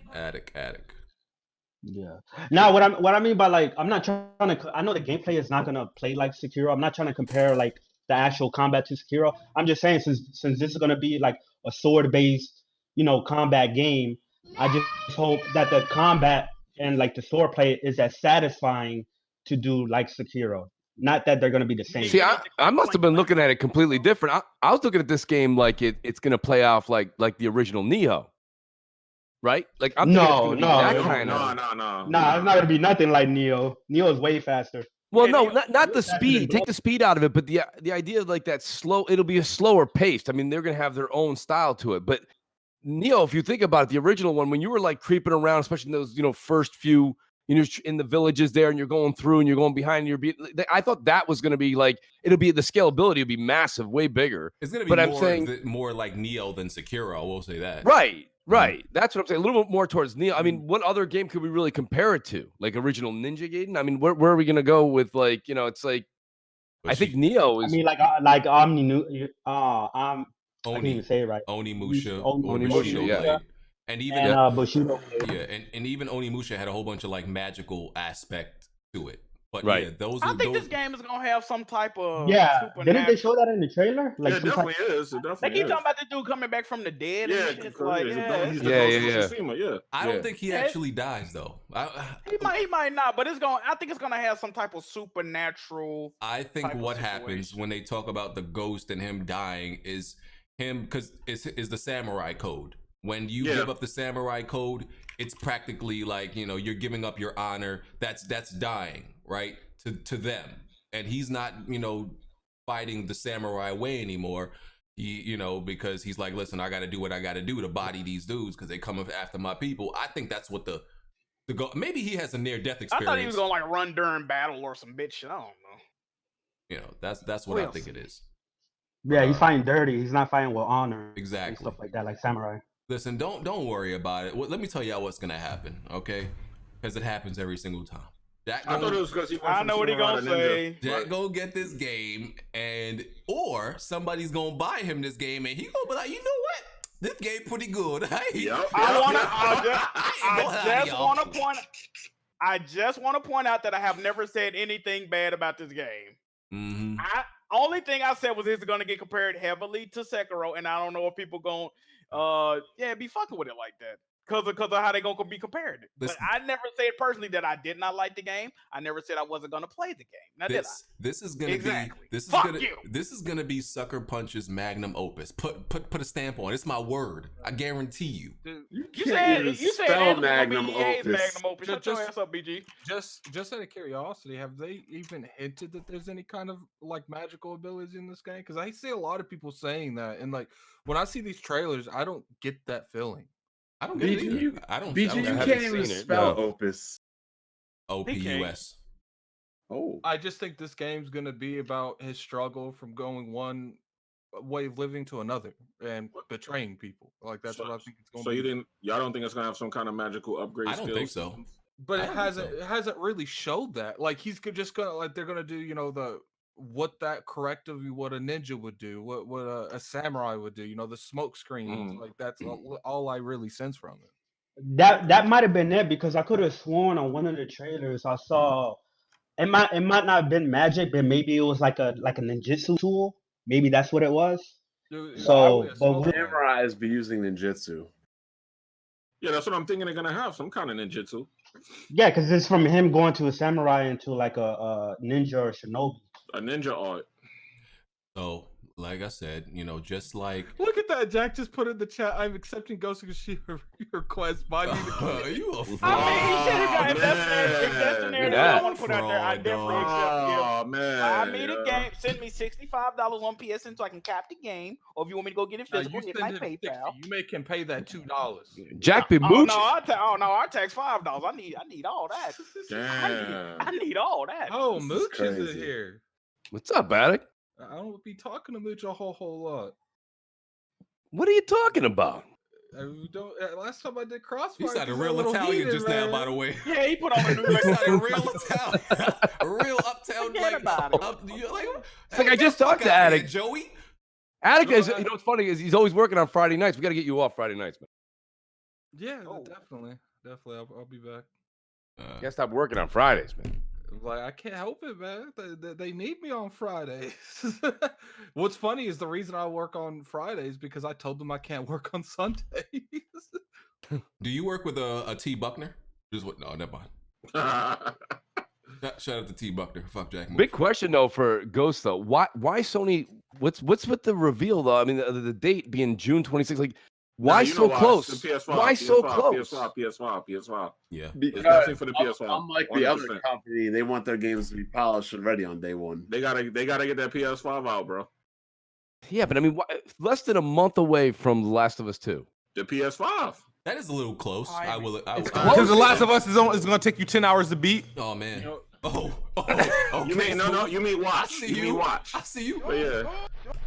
Smooth. You couldn't even be Uncharted 4 in that amount of time. I do think. Actually, on normal difficulty, I think it took. Normal. I do think since it is The Last of Us, a month is fine.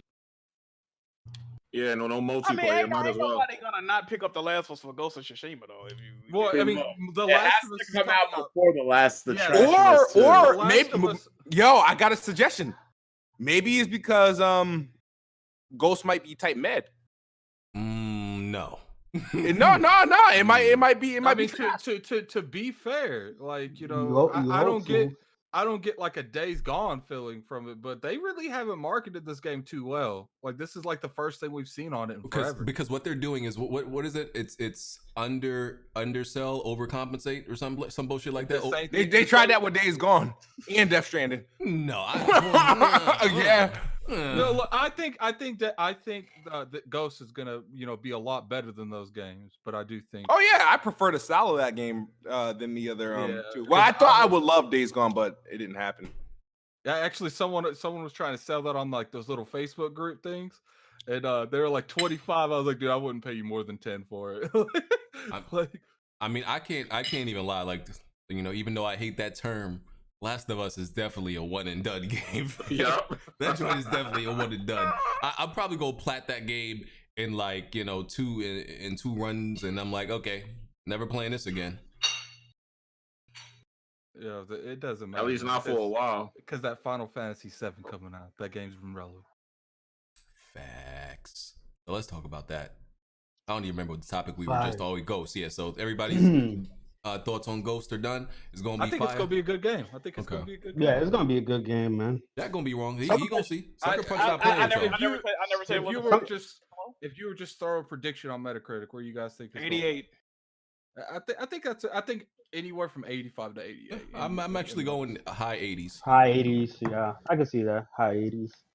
I think this is definitely going to be Sucker Punch's best game by far. It's going to be close with this Ori thing, man. It's going to be close because I hear the game's amazing. It's just got some bugs, but I hear it's hard, and a lot of reviewers will end up shitting on it because it's hard. Oh yeah, we got just speaking of Final Fantasy, we can touch on it now. Dude from Kotaku was literally Chris Kohler. Yeah, he put out 2 tweets crying because Final Fantasy demo was too hard. He was complaining about how hard it was. God. Which the demo is not hard at all. I mean, especially because he was crying that he's saying that he didn't know what to do with the boss when literally you have Cloud telling Barrett, use lightning magic. You literally hear them say whenever their health gets low, hey, I need to heal up. And what's funny is if you don't do it, they're making fun of each other. I told you to use lightning. I thought you were joking. Yeah, I thought you were full of shit. Yeah. They're literally, and the game, like every time you enter, like, or the game is showing you a new mechanic, the screen pauses and it tells you exactly what to do. Yeah. So I don't know what an idiot is what you're saying. Absolutely, because he's like, it's because it seems like just random banter in the game, but no, it's actually them telling you exactly what to do if you listen. Because Cloud has experience in that stuff, and he tells Barrett what he needs to do against the enemies he's fighting. Like he's kind of like training him in the demo. Yeah. So let me read his actual tweets. He said, "Wow, did that Final Fantasy VII Remake demo actually send my interest plummeting? I have basically zero idea how to play the first boss fight." First of all, let me stop right there. Like, if you've never played an RPG, let me just ask you a question, right? If you've never played an RPG, but you played video games before, and you're going up against a boss that is a machine, what is typically a machine's weakness? What element, like, do you use? Electricity. Okay. Yeah. I just want to make sure we're not insane. Like, because I played like other RPGs that I may not have played the previous ones in the franchise, but I come across an enemy that's obviously the element is fire. I'm like, I might use ice on this guy. I think ice might work out quite well. Like, bro, it's basic stuff like that. He's complaining like, if the game was telling you, and even if it didn't, bro, it's a machine.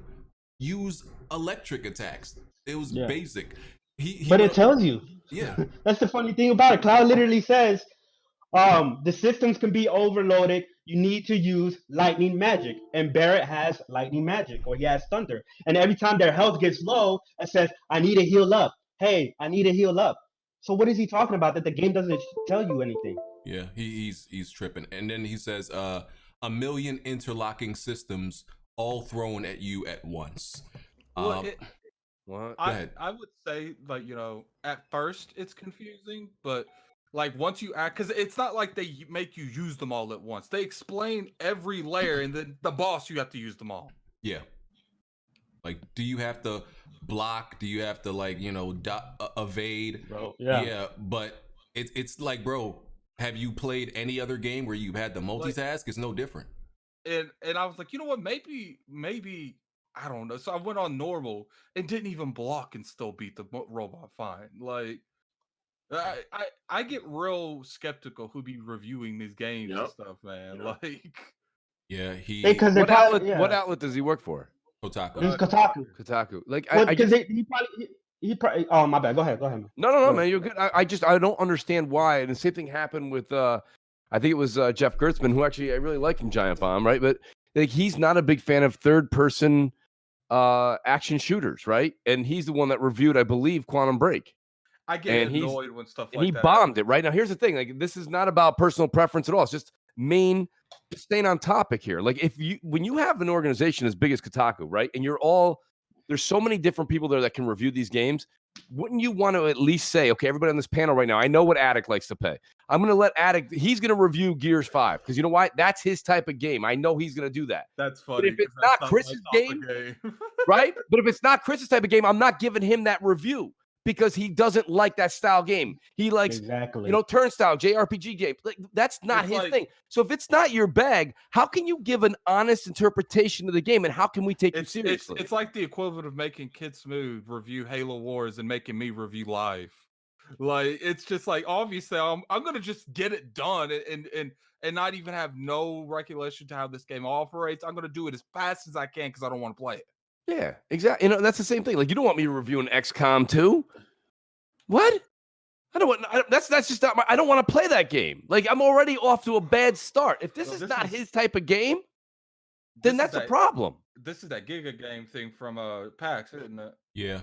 I did a lot of work with this guy. Yeah, it's a great game. It reminded people a lot of the dude who played Cuphead but couldn't jump over the obstacle. I was just gonna go there.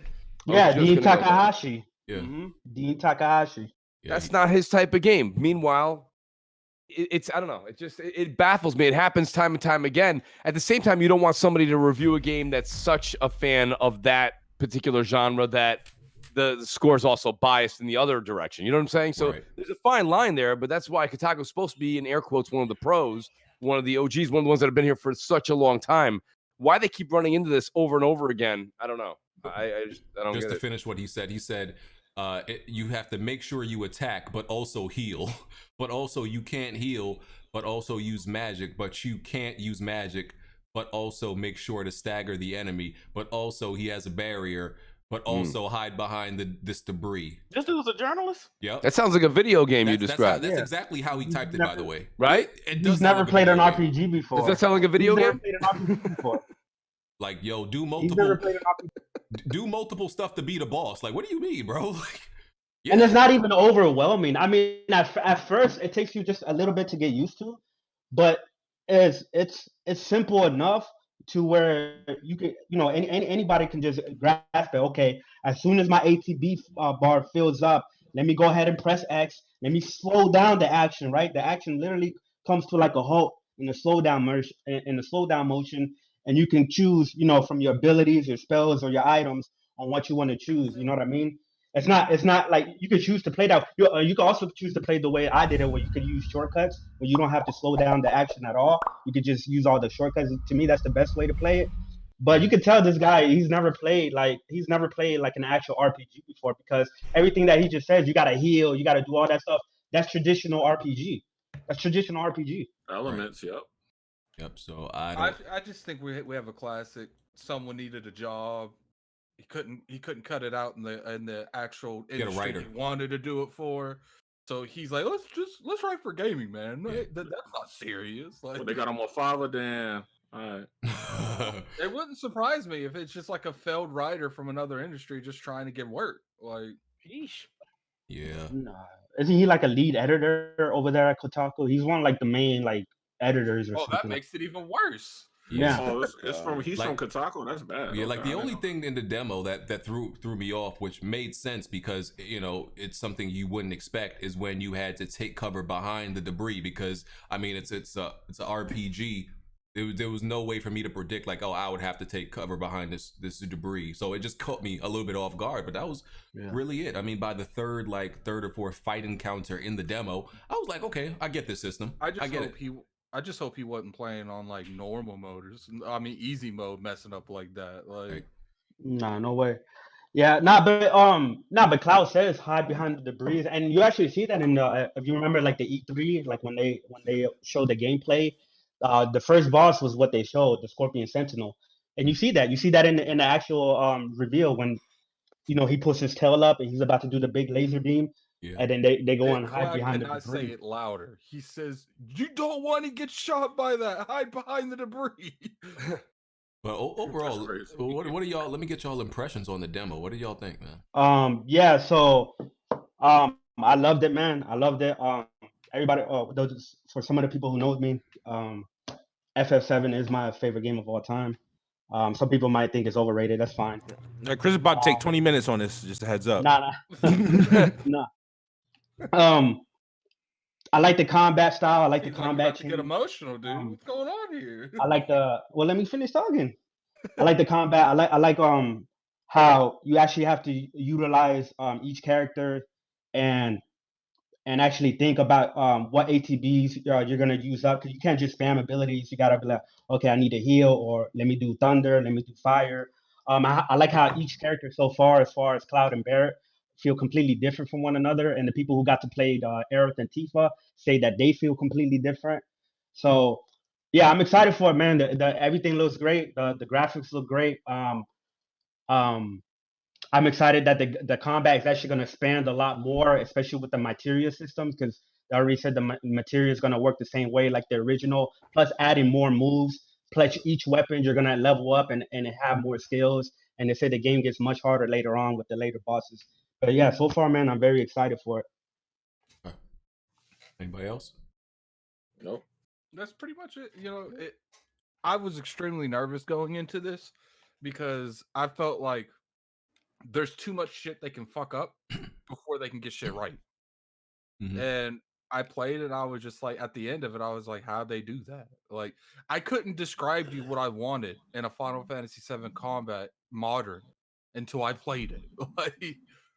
Like I didn't like 15. You know, it was okay, but it didn't give me that Final Fantasy feeling. The story felt, you know, average. The combat felt real off. But like here, this needs to be the standard for Final Fantasy going forward. That's probably why they did it episodic, though, Addict, right? Because like your main concern is what I was thinking as well. And I'm thinking I wouldn't use the word rushed, but if all that was to come together in one game right now, I bet you some of the concerns you had about how they were going to bring that to relevance to this day and date, you would have ran into a lot of problems. That's why I don't necessarily have a problem with how they're doing it.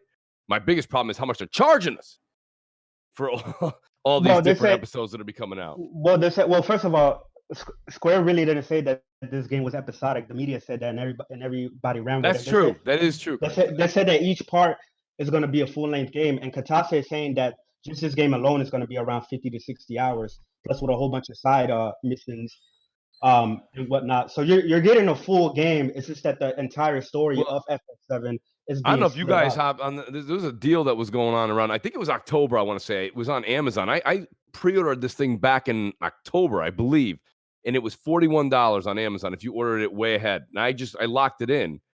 And if they're going to keep doing a deal like that where you can get it for like $40 or something like that, I'll keep doing that. But like, I think retail, right? MSRP on this is what, $60 right out the gate? Yeah, we're talking about 60 per.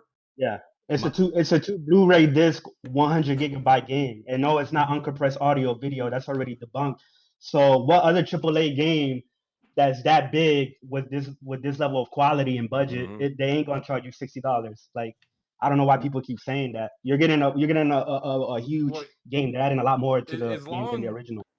As long as the game is fleshed out, because from just the demo, they fleshed out the entire Avalanche crew. You know, they put more. Jesse had more lines and more personality in that 45 minutes that you did that demo.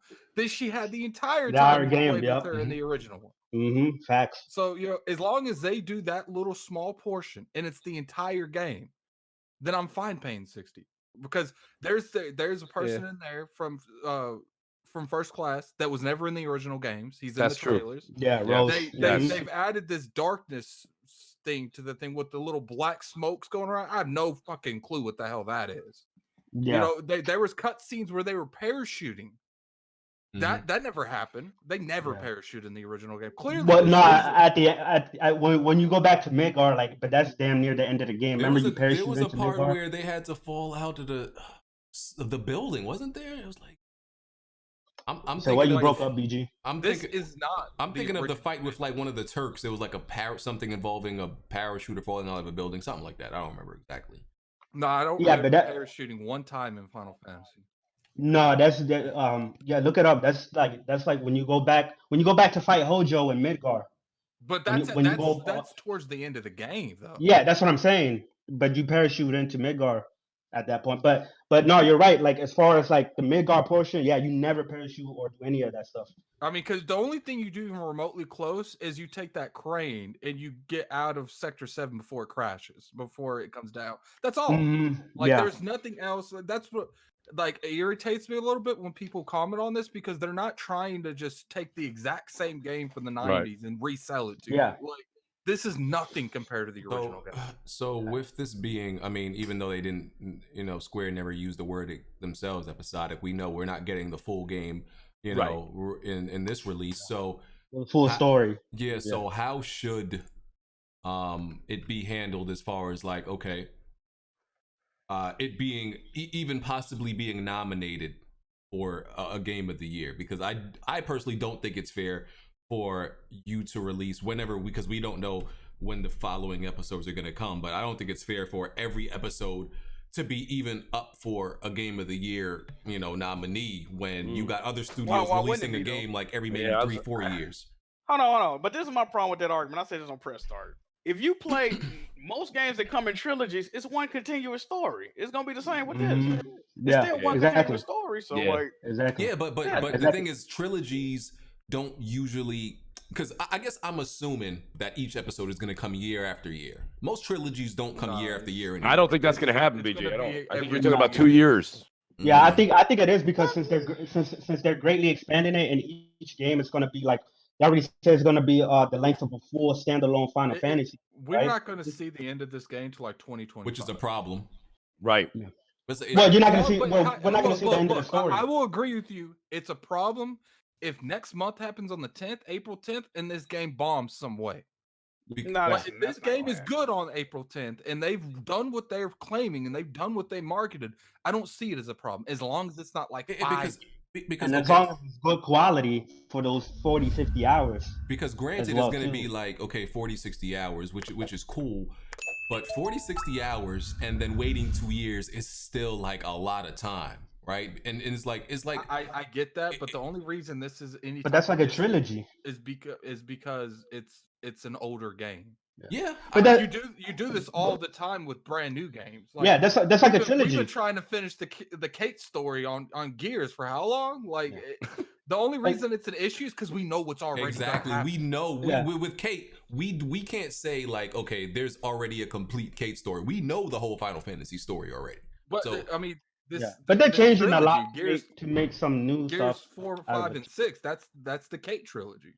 Yeah, I still like it because it reminds me of like how I hate I love. There's a lot of shows I love on Netflix, but I hate when I finish it in one season. Like Ozark, I finished Ozark's every season in like 2 days. I gotta wait a whole nother like year, 1.5 years for the next Ozark season. It sucks. That comes out this month. Yeah, I know. Yeah, but that's exactly. The way I see it is like this. Okay, everybody went and watched Star Wars. Well, not everybody, but a lot of people went and watched Star Wars Episode 7, knowing that you're gonna have to wait for Episode 8 and 9 to get the full, complete, overarching story between Rey and Kylo Ren. It's the same thing with the Avengers Infinity War. We already knew that the Infinity War was going to be a 2-part movie, way before it came out. But everybody went and saw the Infinity War, and nobody came out that theater was like, oh, that was an incomplete movie. Oh, that what I mean? Everybody was like, everybody was like, yo, disappointed by it. Like this is supposed to be one game, and they broke it up into 3. And I think I understand. I asked people on IOP. You're given 2 options, because I think there was only 2 options. You can either split them up into 3, or this game doesn't come out at all. What would you prefer? Or 2025, if you could get all the parts in one game. What if you could? That's just me throwing out a number. Right. It could be later than that. Yeah. Now this was a 1-to-1 remake with turn-based. Yeah. There's no reason to split it up. But since they're adding so much to the combat and so much to the detail, in order to make the original FF7 to the level of detail that they're going for, not only that, right? For example, let's look at an RPG like The Witcher 3. The Witcher 3 is a huge game, right? It has 80 enemies that are all programmed with different AIs or whatever. The original FF7 has around 350 plus enemies and 9 playable characters. So they're gonna have to program all of those enemies, make them all animate their own way, and have an extensive combat between each and every character. they have to. It's too big to put it all at once for the level of detail that they're going for. So it makes sense that they're splitting it up in parts. As long as each part is substantial enough content and very high quality, I don't see the problem. And the price, the thing with the price is, I don't think you should charge $60 for each one. The biggest thing I'm curious and really want to know is just how they're doing certain things in the game. Like how they're gonna fight the weapons. Like the only way I could feel like they would fight them is it's got to be in stages. You do a certain amount of damage and it moves the fighting stage. Like I don't know. There's certain things that was in Final Fantasy VII that you can't logically do with the combat they have. Yeah, you can't translate it. Like what? Remember when Cloud was in Cloud was in a wheelchair and you fought the weapon, and then you fought Weapon. Weapon is literally the size of a skyscraper. Like how are you supposed to translate that in the combat they have now to combat that had then to now? Weapon's gonna have to be downsized. No, Weapon better not be downsized. Nah. You better stop with that nonsense. Well, that's one of the things that they're saying is that they don't want to scale back from anything from the original. You know what I mean? And for them to add all this stuff and keep it to the level of quality with this combat, it's going to be hard. And plus, this part alone, it's 100 gigs of high quality, high production, 40, 50 hour 2 Blu-ray discs. So how is it not gonna? How are they not gonna charge you $60? And then you know what I mean? And then I'm confused, how they're going to do the world map. Is it going to be a world map? Is it going to be a hub world map like Final Fantasy X? Like, yeah, listen, even some of the summons that were like what Bahama, how do you say it? Bahamut Zero? Bahamut Zero? Bahamut. I couldn't remember exactly. Yeah, Bahamut Zero, Neo Bahamut. I don't think we're going to get all those summons. That's what I'm saying. Like that joint when the not in this game. Animation was it going into outer space. And then a laser beam. It's not like the Final Fantasy 15 summons where they're huge and shit. They might give us all the summons because it's just like a thing you use. They come through. I don't know if they stay on the map. Do they stay on the map? Well, in the new one, in the new one, it's gonna be the summons are gonna be very similar to Kingdom Hearts 3, where when you summon, they actually fight with you, and you can give them commands, and they stay in battle. See, how you gonna get some dude in outer space shooting a beam down on you? Like how there's just certain things that they can't live up to because of going from 2D like the early 3D to this. Like there's just certain things that they ain't gonna be able to do. Well, if it's in the open world, I mean they can do it where like you see Bahamut fly really, really high up, and then he shoots a beam down, and then it comes back, then the camera comes back down to wherever the enemy is. 2025. So yeah, Bahamut ain't even in the game. But the next generation power and graphics, they'll be able to do a lot more. Yeah. What I asked people on Weapon War, where you guys think they're gonna end these games? Like, because there's only a couple spots in Final Fantasy that to end them to make sense. Probably. Well, they already said, they already said that that Midgar isn't gonna end like the original game, so it isn't gonna be the motor boss. It's gonna have a different ending. I think it's gonna end. Probably, I don't know, because Genova's in the game, and Genova was not in the original one. And Sephiroth, well, you don't see her until you go board the ship. Into the ship. Yeah, that's what I'm saying. I think this game's a lot longer than people think. Yeah. Yeah. Oh, it's real long. Listen, we could sit here and talk about it all day, because we're fiends for it. But we definitely want to. That's one thing I do want to bring up. Out of everything in this game, I really want to see how they do Knights of the Round. Oh, that animation was. Some of these summons animations were crazy. You know that they're gonna. There's certain Supernova. There's certain summons that they'll make sure they do, and Knights of the Round better be one of them. Like, it's got to be. Or like the Supernova, like Sephiroth, like when the last fight with Sephiroth, right? Or with Safer Sephiroth when he's the angel. Remember that the Supernova move where it's literally like it's literally 5 minutes long. You can make it your sandwich. You know what I mean? He's exploding all the planets just to get to you. It's gonna be crazy how they do that. Limit breaks are gonna like Catastrophe. Nigga. Oh yeah, Catastrophe gonna be insane, dog. Yeah. Or Satellite Beam with Barrett. Yeah. Well, if you look at it, Bravery is an ability and not a limit break. Yeah. So, Bravery. Mm-hmm. Yeah. So some of these. They're not going to be actual like limit breaks. So I think if I were to guess, like the second one of every limit break, that how there's 2 or 3 on every level that's in Final Fantasy VII, I think the last one's gonna be your limit break, and that's all. I think Sephiroth might be either Sephiroth might be the last boss in this part, or it might be Rufus. They haven't showed Rufus off yet, but you might have to fight Rufus to get out of Midgar. We'll see. But yeah, that demo, I was definitely pleasantly surprised. Only because I was just always skeptical about these things. Things could go wrong. So I'm glad I loved it, and I'm definitely looking. I'm definitely taking a day off for that one, just to start off the game, because it comes out on Friday. I'll be at home that day. Yeah. All right, so let's talk about this Last of Us HBO series that was announced. They're working with Craig Mazin, who is the creator of Chernobyl, another really popular HBO series. So it's going to be him and Neil Druckmann, and so they're creating a live adaptation, and it's going to be following Joel and Ellie. I would say a little bit unfortunately, because I would like this series to focus on to be in the same universe, the same events, same everything, except follow some other characters that we don't know of to expand like the universe.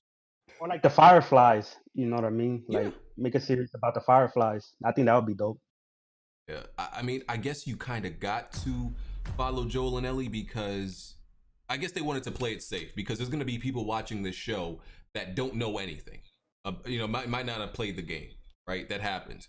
So they can't just like make it from a point where there's people, from like for people who already played the game. So I guess they had to do that. I guess. So do you think that this is gonna tell the story like in between, like The Last of Us 1 and 2, like the 5-year gap? That's what I thought. I think they should tell the story of one before like even Joel's daughter dies, because he had a wife, they got divorced and all that stuff. They should touch on a little stuff a little bit before that, and then some events that the game might not show you during that time, and then definitely touch on the years between part 1 and part 2.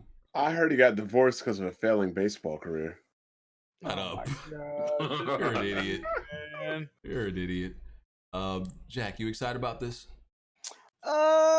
Honestly, I would actually be more excited, like you said, if they was following other characters. But like I've been saying, if they cast it right, it could be a good show. If they don't cast it right, it's gonna be ass. Y'all saw that meme? After seeing Watch on HBO, I'm not interested. It's gonna be hard to cast Ellie. I think they'll be able to find somebody to play Joel easily. Can't they just cast that one gay little girl? What's her name? Who? Ellen Johnson. What's the name? Johnson? Something Johnson? He talking about fucking. She played Ellen Page. Yeah, Ellen Page. But that's too cliche. Don't she got beef with them? Yeah, because they took her likeness. Yeah, they use her likeness. She looks exactly like Ellie. She's not even with that. Old as hell, yeah, she's old. She's not a kid. Like Ellie's like a kid. What is her name?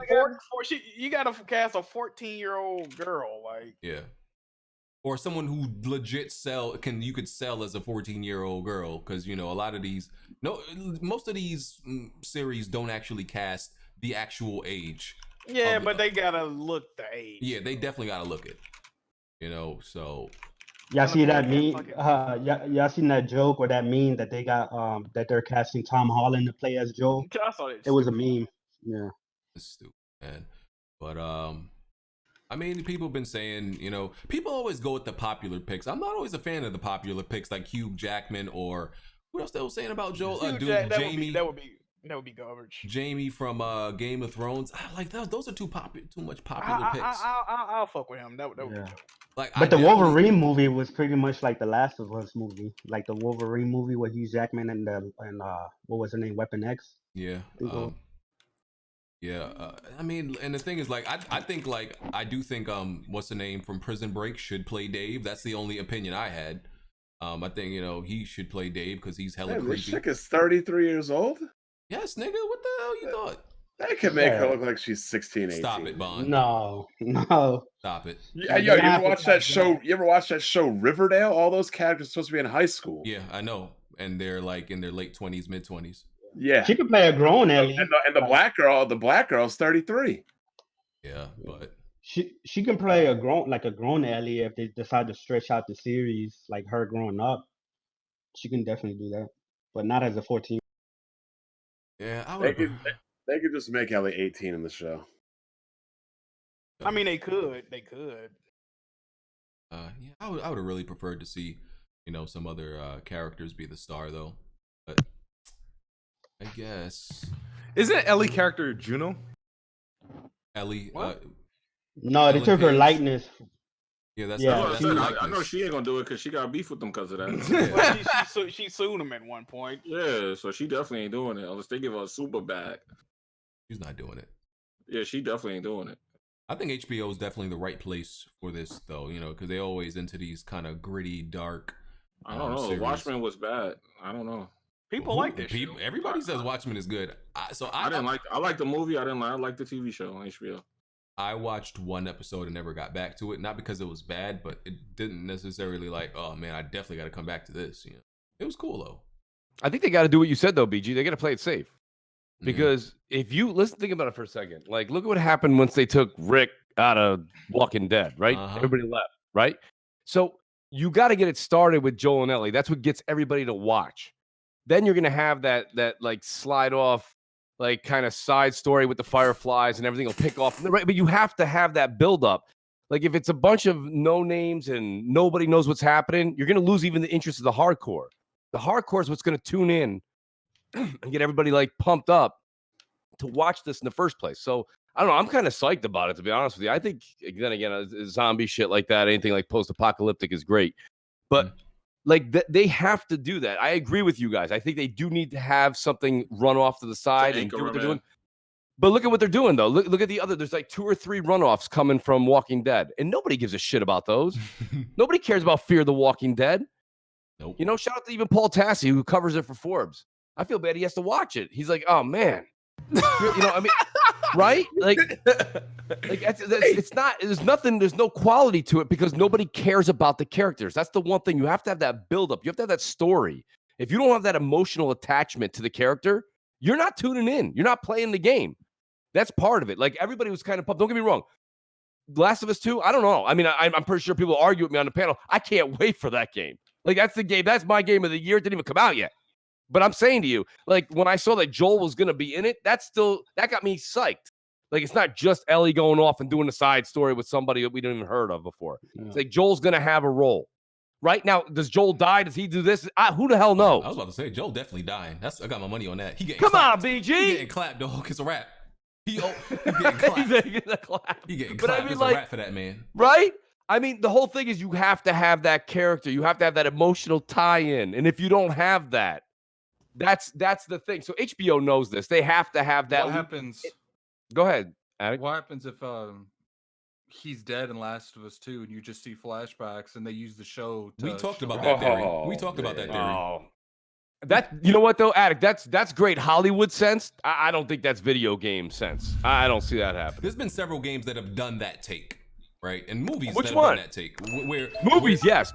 Yeah, well, there's been a few games where the character was dead. Even Dead Space 2 had that where the character somebody was dead. That wasn't his girlfriend dead, and Isaac was still talking. She was dead. Yeah, she was dead. Dead Space 1. Well, what it was is she sent that message and she shot herself live, and like he had a mental breakdown and blocked it out. So yeah, well, I'm glad it's on HBO though. I mean, you're gonna see some shit. Let's just hope the Game of Thrones people don't get their hands on it anyway. Oh, I don't think the end of Game of Thrones was HBO's fault. It was the dude who couldn't finish the book's fault.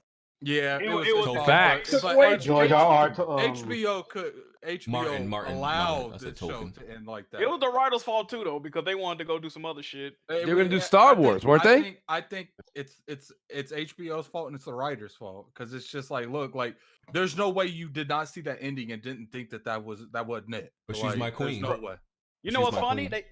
They was rushing to do some other shit, but they got removed from the project. So they got removed, yeah. That's because they fucked up Game of Thrones. Like, but I know, right? It's completely different for me to create something as opposed of saying, here, adapt this into a show. Here's the book. There was nothing that the way Game of Thrones ended, I think is the way that it eventually would have ended anyways. The problem is that they took 20 episodes and crunched it into 6. It's not a coincidence that the show fell off when they stopped adapting it from the books.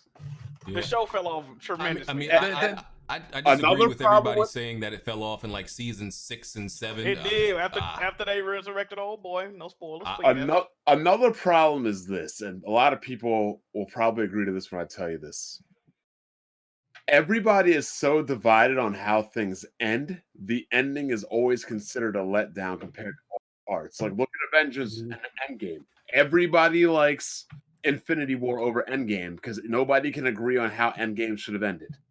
I agree with you that, but there are certain scenarios, like for instance, the Undead King, like they built this dude up to be a beast, and he wasn't even really that strong. Like he got prison shanked and fucking shattered, like bro. He got shanked with everyone around him. Like there's no reason she should have got that close to him. I think if the Night King would have killed everybody at the end, I think that would have been a satisfying end. I mean, I think like I said, I don't think season 6 and 7 were nowhere as bad as people said it was. Like I don't have a huge problem with 8. The real problem I had, because the post scene where the directors are talking, and I was listening to one of them, and he was explaining one thing, and he was like, yeah, Daenerys just forgot they were there. I was like, what? Oh yeah, she forgot the fleet was in the fucking water. How do you forget there's a whole armada out there literally trying to kill you and your dragons? You know what's funny? You know what's funny about that? They was in a fucking boardroom right before they plotting the shit they was gonna do. And the funny thing, it's just like you're one dragon, which I get it blindsided him, and they got that dragon with it. But it's like, yo, explain to me how one dragon was took out by one ship, but 40 ballistas can't take out one dragon. Like, yeah, she was silly, yo. Yeah. They rushed it. Yeah. But they rushed it because they thought that Star Wars money was gonna pop. But that's right. Yep. That's exactly what it was. Because Disney over there, low. This is what you're gonna do to my product. If you want to go on to something else, nah, I don't know about that. Like, yeah. So yeah, hopefully, this Last of Us HBO series is good. We probably won't see it for a while. I don't know if they put out a projected time frame or whatever. I'm always a fan of nice TV shows. So we will see. We will see. Moving on. I want to get to all this other stuff. Out of here.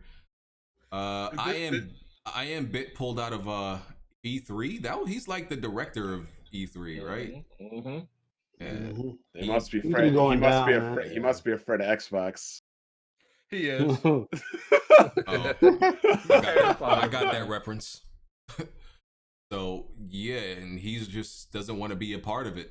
I don't know if it's for this year or he's just done completely. I think what's going on is you have a turf battle going on between ESA and everyone else, because it doesn't seem like that the issue is stuff like the T-virus and stuff. It seems like the issue before that was even happened was the way ESA's running shit. Yeah, that's what it seems like the issue is. Right. So yeah, E3's looking bad right now, man. I do hope they pick back up and fix things, because I do still want to go next year. I really enjoyed the 2-3 E3s I went to. To be honest, if it gets canceled this year, I don't see it ever coming back. Yeah. Or it's not gonna be the same thing. Like the thing with like E3, like I don't consider E3 dead or irrelevant at this point in time. I think it's still very much relevant, but I think the necessity for E3, like as far as a company like Sony or Nintendo, Microsoft needing E3, is dwindling down. So, but we'll see what happens. Their issue is it's not even necessary. They can always use the publicity. It's how much it costs. Like, people are pulling out for multiple reasons, and cost is one of them. So yeah. So we'll see what happens. There was a streamer who was drinking and he fired his gun. He fired his gun accidentally on stream. Idiot. He got banned for that.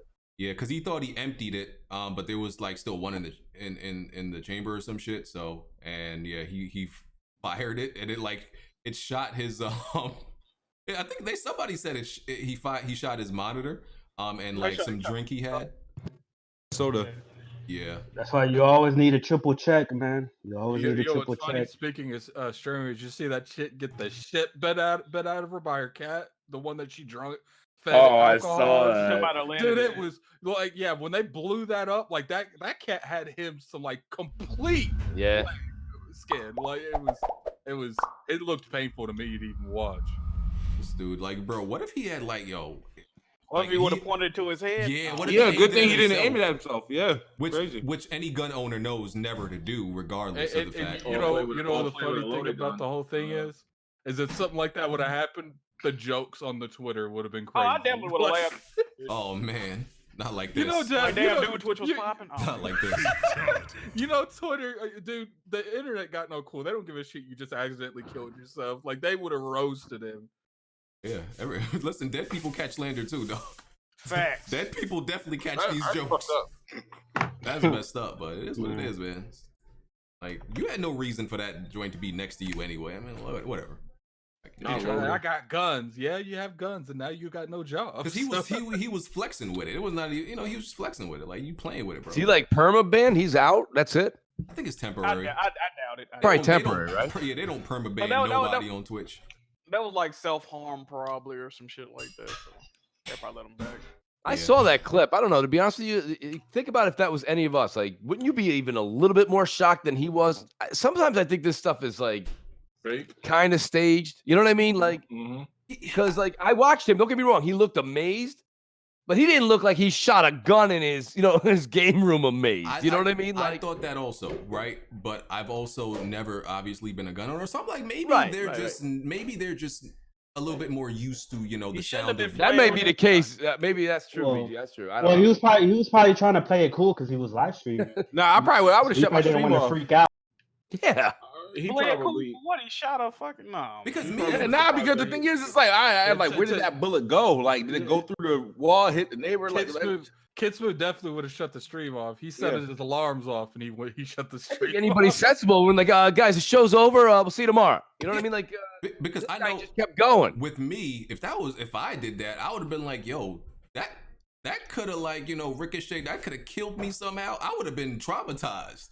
Yes. Like, yo, that could have been near death and then now I got Jack moving, everybody roasting me, and I'm in the grave. Oh, like, absolutely.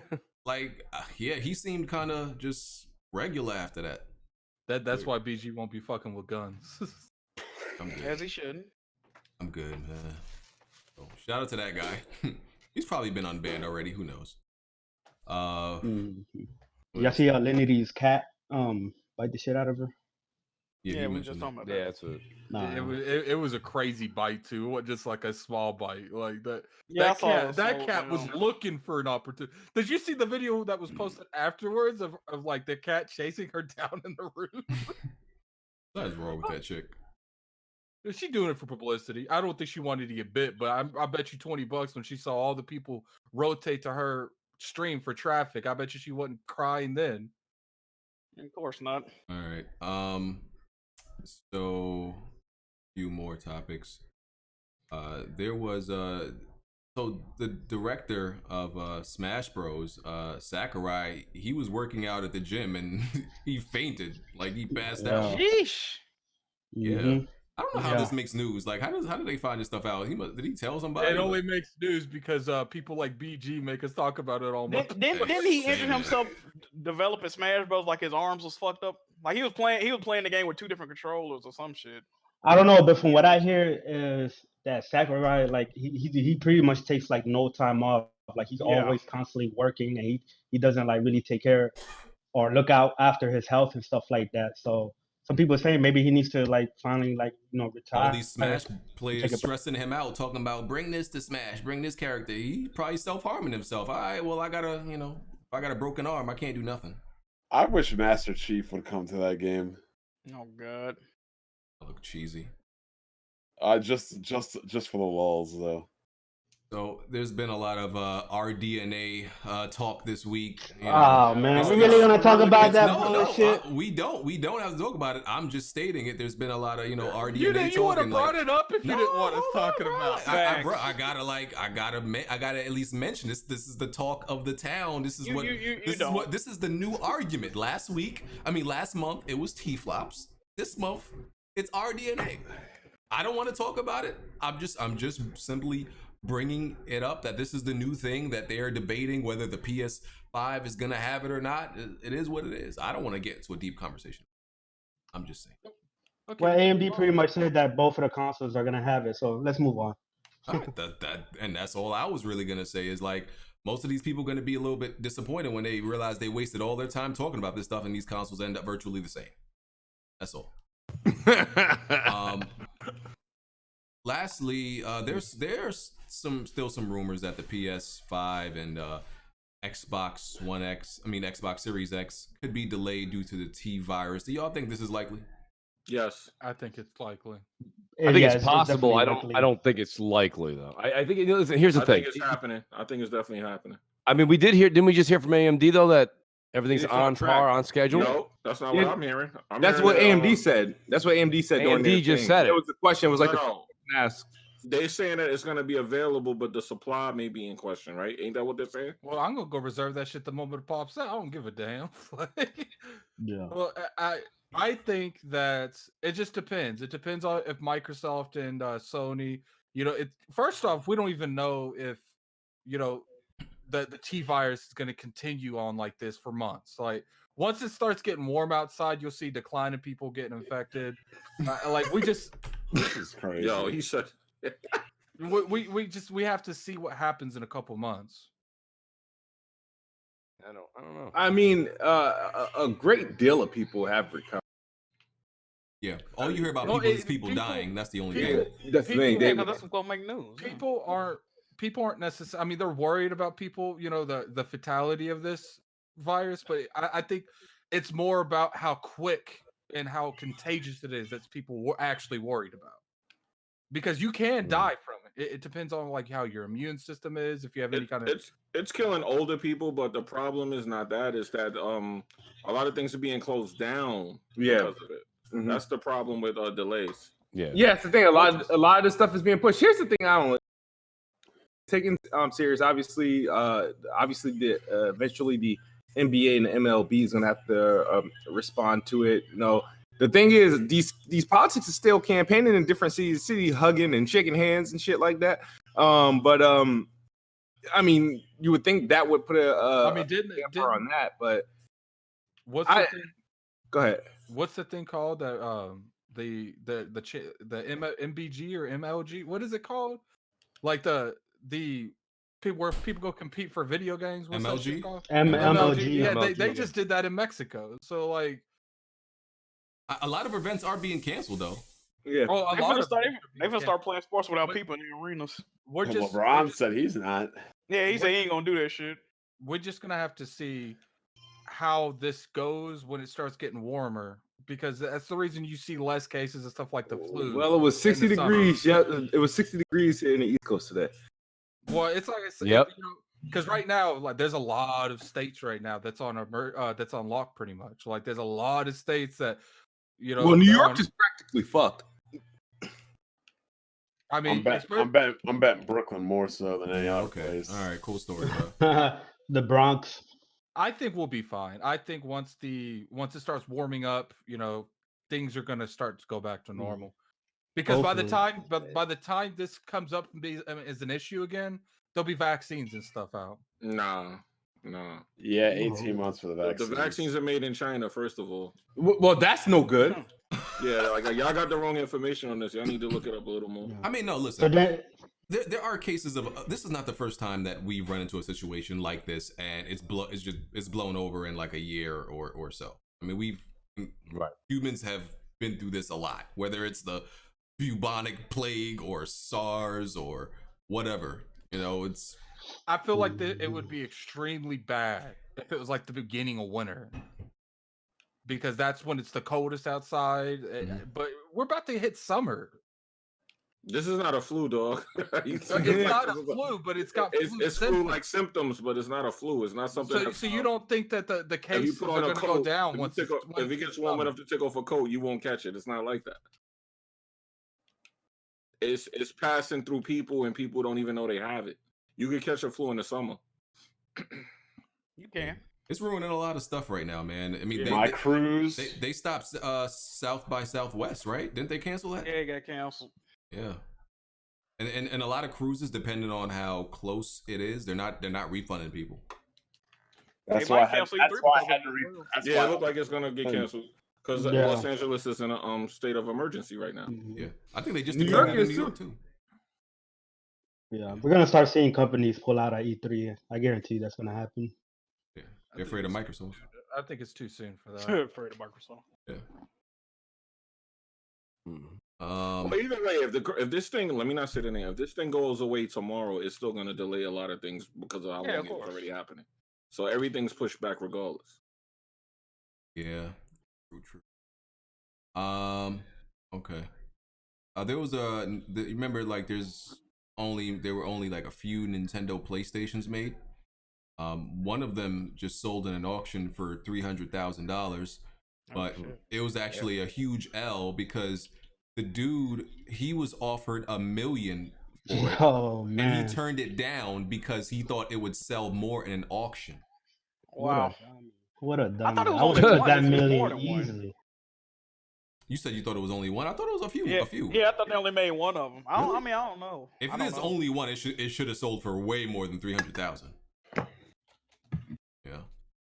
They might have been more than one. I'm not sure, but that's crazy. I know he feeling salty. I he should have definitely took would. that million. That's the one thing I do know. Shit, he tripping, dog. Yeah. So now that guy could go buy it for way less. Who offered the mill? Yeah, it probably was the dude that offered me. Like, oh, that's on He got him coming or going. He got that man either way. He finessed him. You want to take this mill? I take this 300. He got him. He got him. There's a new head of Sony Santa Monica. Her name is Yumi Yang because the previous one left and went to Google Stadia, which is a gaming graveyard. Yeah. She got on. You know, she got a new studio. They built a new studio for her. Okay, that's gonna close real soon. Yeah, that's crazy. Big dead. She's dumb for going to.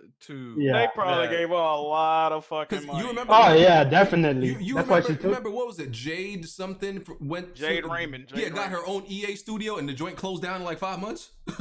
Like. Same thing with what's her name? I can see that happening too, actually. Yeah, the same thing happened to what's her name? Amy. What was her name again? Annie Hemming. Yeah. Yeah, big L. I don't think she should have took that. That's not gonna go well. It's not. Yeah, but good thing for Yumi Yang. She been working at Santa Monica though. Yeah, but you know they probably 19 years. They probably paid her a hefty amount of money to go to that company. Yeah, I'm sure they did. Yeah. Google got money to throw away. So even if this thing fails, it's like, you know what's funny? I highly doubt that Stadia is gonna do anything, but it'll be funny in like 2 years if Stadia actually does something and everyone thought it would. Yeah, I don't see that happening. Because this is something like these studios are something you build like 2 or 3 years before you launch Stadia. Yeah. Not during the launch or after the launch. Not to mention this wasn't even in beta. Like I had a friend that's huge on Destiny, and he actually, I was like, man, why don't you get that PC or get an Xbox or something? Come over here. And he's like, oh, I'm gonna get that Stadia, and he ain't playing it on Stadia anymore. Like he wouldn't buy a PC. He said sometimes he couldn't even get a strike. Like 3 people. He couldn't find 2 other people to do a strike on Stadia. Yeah, they're gonna have to buy our audience. They're gonna definitely have to pay out to get people to come over. They're gonna have to get people like Kid Smooth to just praise it unconditionally. I'll do it for the bag. That's what I was about to say. What kind of bag do you need? I will do it for the bag. Hey, whose morale you think is higher, Stadias or Mixers? Oh man. The low blow. Stadia by far. Because at least if something happens to Mixer, they can relocate some of those people. Like something happens to Stadia, like a lot of those devs are completely out of a business because they went over. They'll go to Microsoft with xCloud, since they got experience. They're gonna go work at the Initiative. Oh man. The Initiative.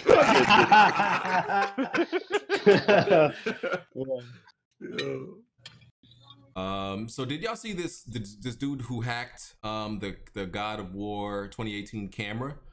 Yes. Oh yeah. Oh yeah. It's fire. If you haven't seen it, you need to go see it. And maybe I could put it up on stream real quick. Give me 1 second. Can I do this? Yeah, like all the enemies. I think the stranger he flips you off every time you're not looking at him. Yeah, I'll put it in the link in the description. But yeah, he found out that like by following the camera after Kratos throws the stranger off the cliff. He's at the bottom holding up a middle finger, holding up two middle fingers, really. Yeah, so it's like a joke. It's like a joke or an Easter egg that they put in God of War that they probably thought nobody would see, because you have to hack the camera to do it. But yeah, you should go check it out. It's pretty funny, and to watch, you can watch the whole stranger Kratos fight, from a moving camera essentially. So it looks real crazy, like seeing Kratos get punched through the roof and everything from a bird's eye view. Yeah. I can't wait for God of War 2. I wonder what year that's going to come It's crazy how they're calling it God of War 2. It should be like God of War 5 or 6. Yep. There's more to the story. There's more to the, you're gonna have to get God of War 2 and 3 for the complete story with Kratos and Atreus. I say 22, 23, 22. Instead of call it, like, people call God of War 2018. Is that when it came out? 18? Yes. Yeah. They're gonna call it like God of War 2020 or 2020. I mean, it might. Yeah. Well, they're gonna have to differentiate. That's what they do with Doom. No, I think it might be called like God of War Ragnarok. Yeah, they gotta give it a sub name or something like that. Yeah. They're gonna have to.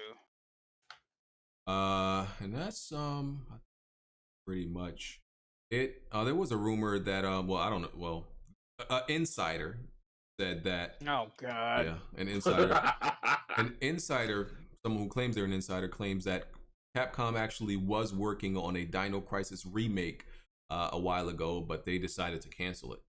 Oh man, hopefully they started back up, man, because we definitely need. I want to see like more games like that, like dinosaurs. Like we don't really get a lot of dinosaurs type of game other than Horizon, but they weren't really. But dinosaurs are really kind of whack. Not if you do it right. Not if it's like Turok or Dino Crisis. If they did it right, because Dino Crisis was like a Resident Evil, but with dinosaurs. I never liked Turok. I love Turok. I never played. Turok was overrated to me. I played 1 and 2. It was a sequel. I played both of them. I don't know why people liked it so much. It was something about it. I'm like, I don't like it. What is this game that's on the screen, BG? Let me see what's on the screen. That's Chivalry 2. Oh, okay.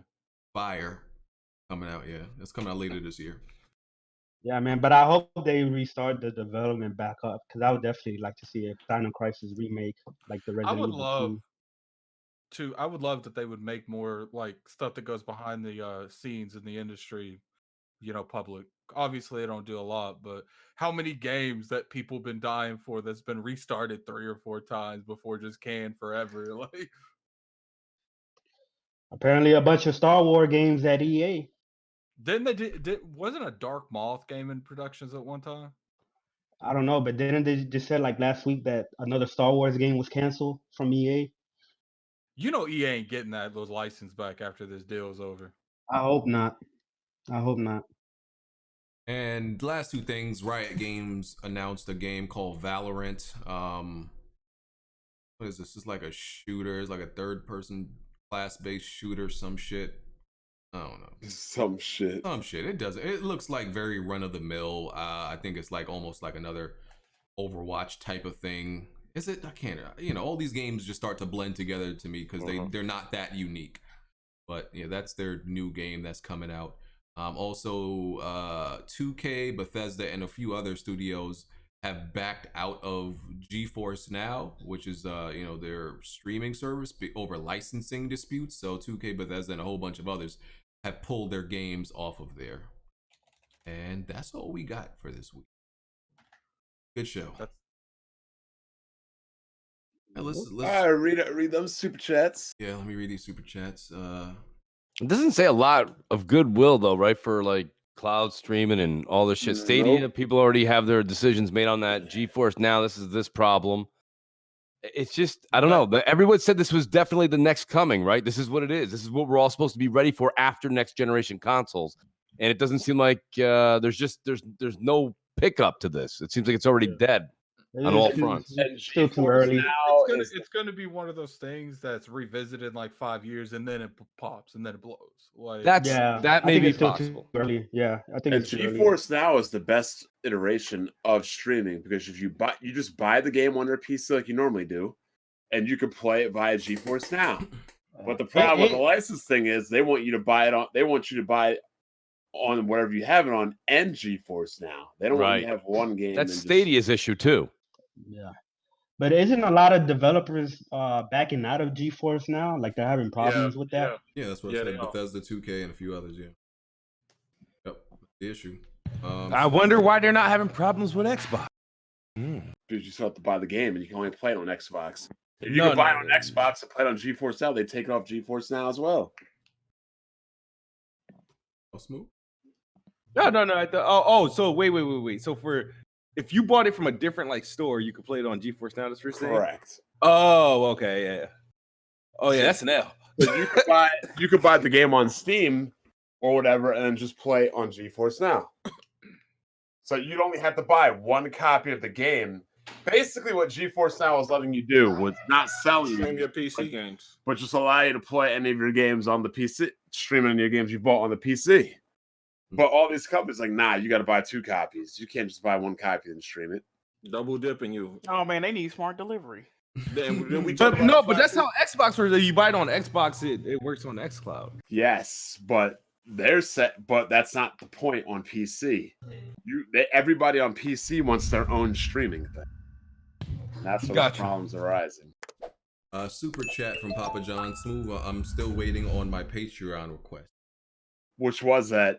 What was that? Like farm, some shit. Yeah, I put it in the Weapon World DMs. You're gonna have to check. You did it. Oh, it was farm what? Something on the Xbox. Farm Simulator. Oh, no. If we send it, if it's something, if it's basically. It had the word farm in it. Yeah, check the DMs. It's in there. Andrew Wilkins said, "Who are them black clowns?" What? Hold on, you wildin', Chief. Who are them black clowns on Smooth's podcast? Who are them black clowns on Smooth's podcast that slurp off Xbox execs? Why are you always emphasizing race? Because this is the guy who's always bringing up race when it has nothing to do with it, and like people say I bring up race. Who are them black clowns on Smooth's podcast that slurp off white Xbox execs by lying and making it seem like Xbox is a worthy product? Why are you so like he describing Smooth, but he's saying he owns Smooth product. There's a lot of people actually saying that Final Fantasy VII's racist with Barrett, if how Barrett sounds. Oh my God. Oh, they're reaching. Because in the original FF7, Barrett was heavily designed and inspired by Mr. T. That's exactly how he should sound. Yeah, he was a Mr. T character. I saw people in the ILP chat saying it was racist too. No, but you know who I seen the people complaining about it? Guess who? White journalists. White journalists. Oh man, complaining about that. Yep. That guilt getting to him. Oh man.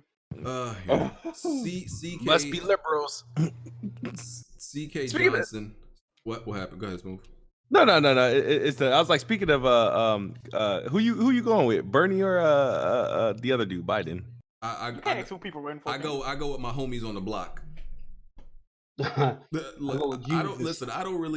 really that political. I don't really. If you have to pick a draw, who's gonna beat Trump? Bernie or Biden? Nobody's beating Trump. I don't think neither one of them will beat him. I think Trump might get reelected, man. Who would you? All right, let me answer. Who do you want to run against Trump? Bernie or Biden? Is real excited for Trump to get reelected. The Democrats. Joe Biden's a fucking creep, bro. Yeah, people hate Joe Biden. The Democrats can't get behind one person. They're splitting off they're segmentating and fragmentating off all their people. Meanwhile, the Republicans have one candidate. If I had to choose somebody, I'm choosing Bernie, not because honestly, Biden doesn't seem like he has it all up there right now. Like he seems that age is getting to him, and he's younger than Bernie.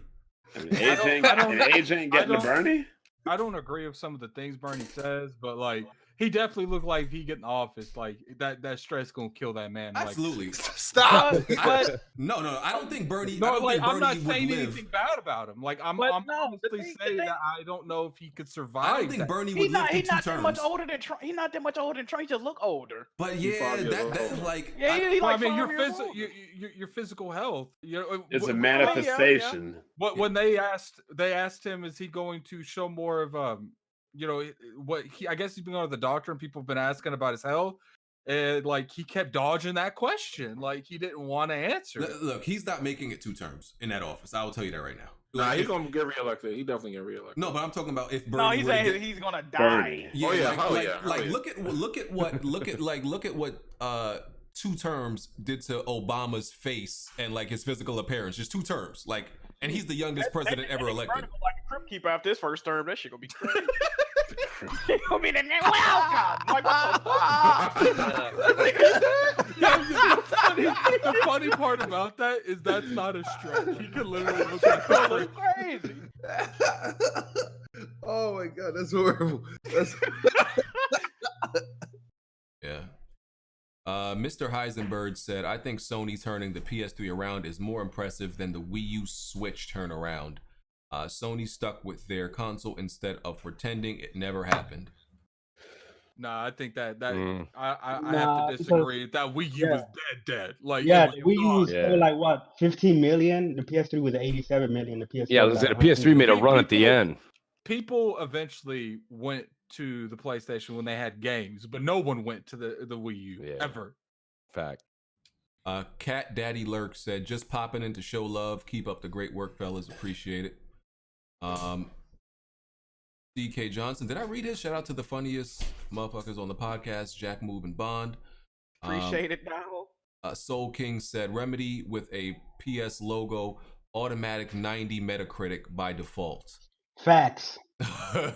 Facts. That's all it takes is just the logo. That PlayStation logo hit heavy. Okay. That PlayStation fragrance. Wait, hold on. Kojima couldn't get that. You think he's a fraud? They knew it was multiplayer, dog. They knew it was multiplayer. Yeah. Oh, they smelled the multi-plat in the air? Yeah, he wasn't fooling nobody. He couldn't do it. So Excited said, Jack's opinion on Sucker Punch is as relevant as a Nintendo fan's opinion on story-driven games. I thought he was gonna say as much as a Nintendo fan's opinion on women.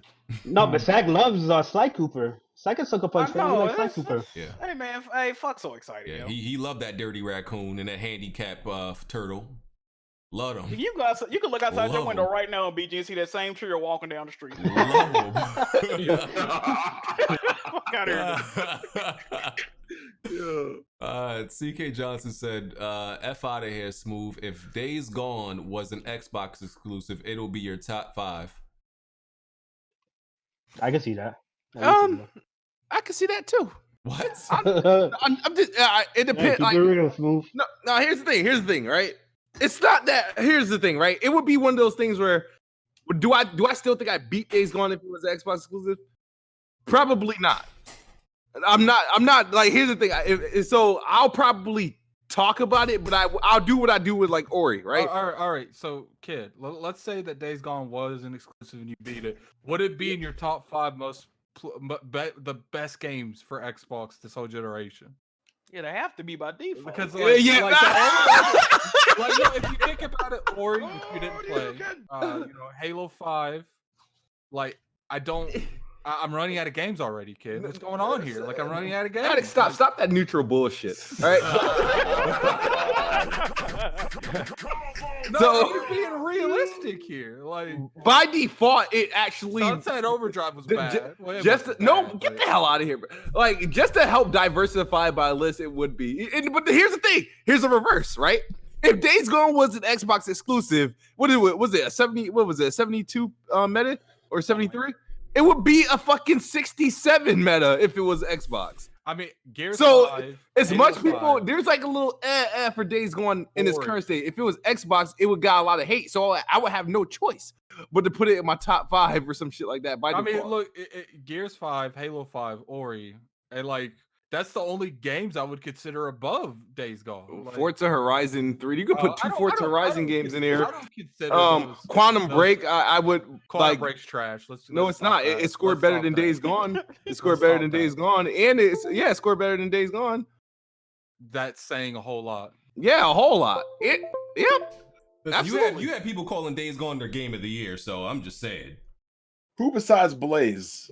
I got into arguments with dudes on Twitter calling Days. I said, if Days Gone is your game of the year, we are in a sad state of affairs in gaming. I mean, it was a pretty. It was a good game, man. I mean, I didn't play it when it first came out. I played it like 7 months later, so everything was patched in.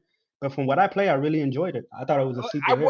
I really want to, and I still might play Days Gone because I really wanted to enjoy it because that was one of my most anticipated games that year. But the problem is now I'm just really lazy because I could get over like the bugs that the game had. The game looks good. The story looks decent. It's just that niggas said they spent 70 hours in the game. I'm not trying to do that.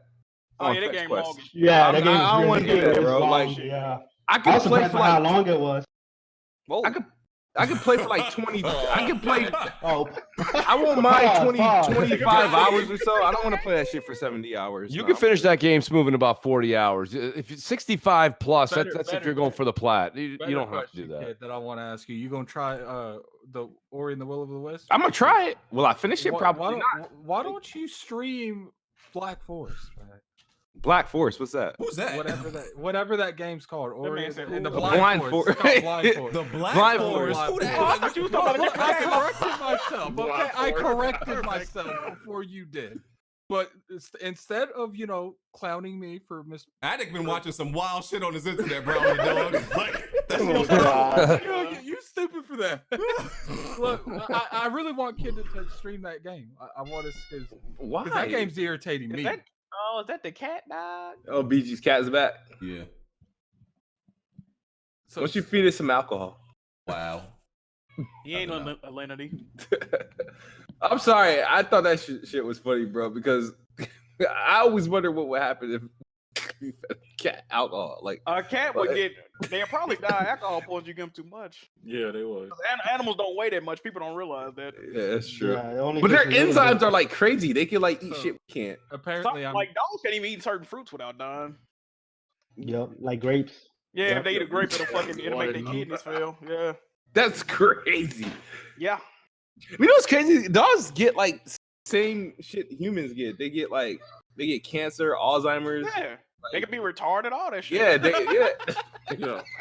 Yeah, like no joke. The first cat, like when I had like growing up. He said that was so much joy. They can be retarded and all of that. Like no lie, the first cat, like when I was growing up, our cat got lung cancer. Lung cancer, my nigga. Like that shit wasn't smoking no cigarettes or nothing. That shit got lung cancer. Hey, yo, BG, I'm gonna need you to fall back, yo. It was probably breathing. That man said smoking cigarettes. Yo, I never heard of that. Like no joke. Like I remember because we went to the vet, right? And they did the X-ray or MRI, whatever, which one it is, to see the shit. And like it's black and white. So the cancer was black, I think, and everything else that was healthy was white. My nigga, like her whole midsection was black, and we was like, "What the fuck?"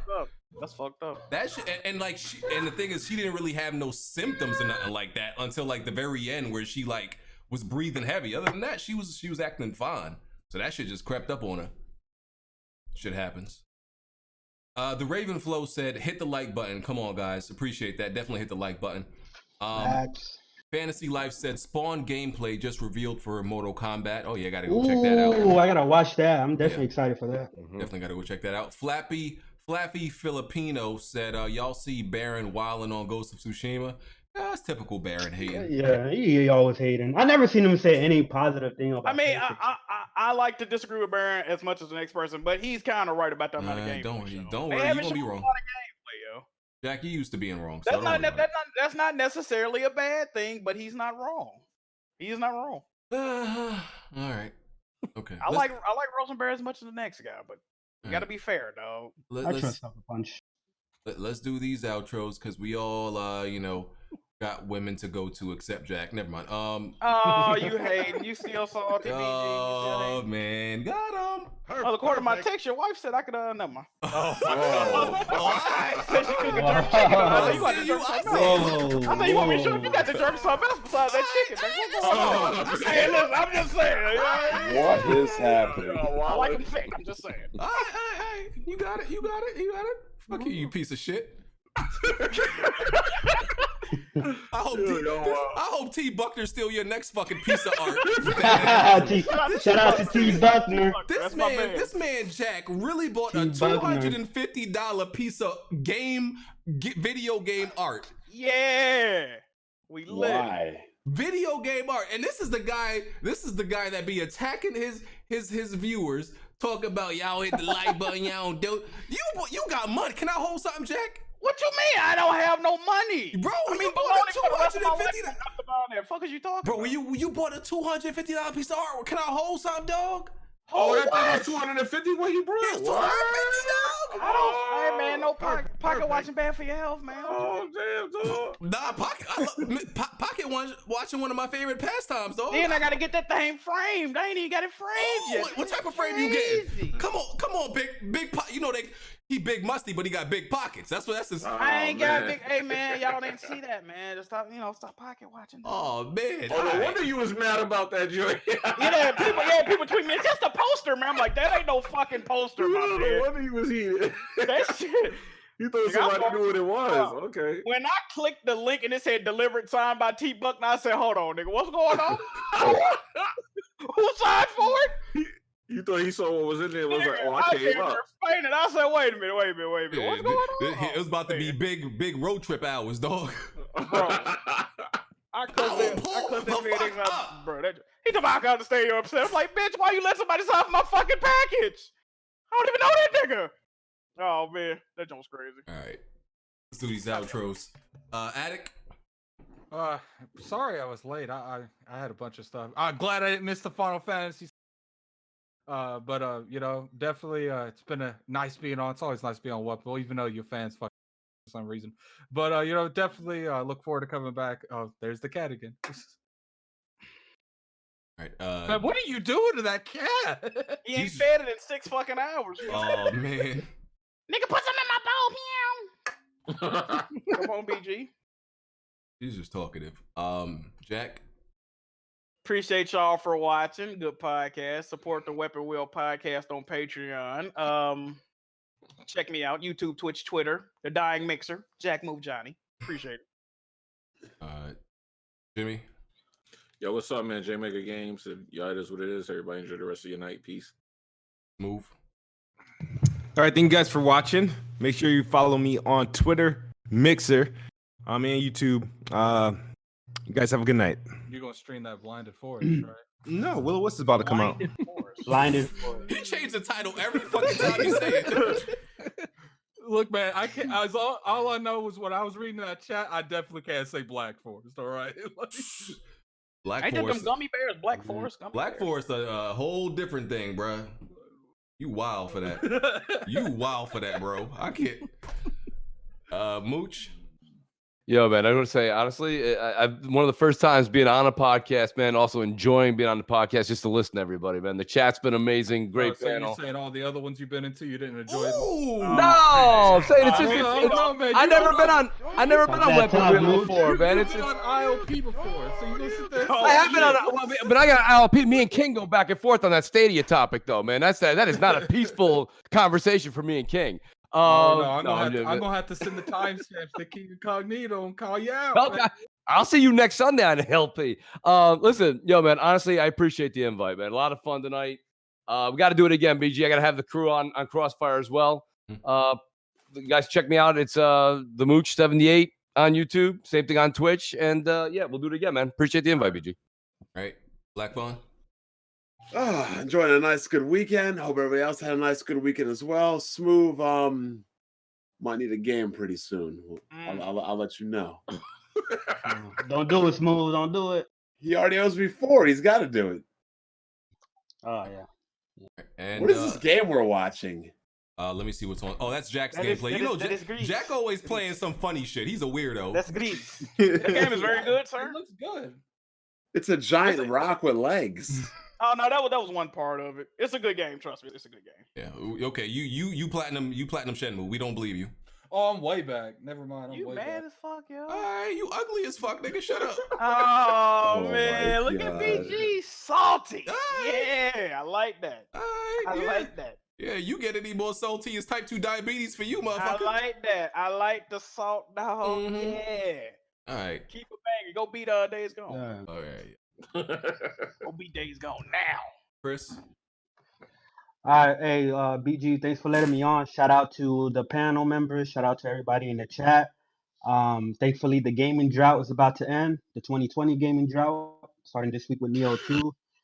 And yeah, y'all could check me out, every Wednesday at 8:30 on Kid Smooth's podcast and the Xbox. I'm the pony of the podcast. smacking all these bots around. Yeah, I'm putting all these bots in check on there. So yeah, y'all can check me out. Peace. Like it. I like it. All right. So yeah, I'll be live streaming this week. I'm still continuing my live streams and everything like that. So come through. Check that out. Massive ting, more fire, bro. All right, come true and all that ting. You know what I'm saying? I rate it. Know what I'm saying? All right, we out, y'all. Peace. Jack move, you was a bitch ass motherfucker. You know that, dog? Yo, knock you the fuck out, fam. Fuck up, dog. You know what I'm saying? My dundo. Yo, what? Why this motherfucker plays me? Yo, he be killing me with that shit. The fuck up, dog. What's good, my dundo? Plays funny, dog.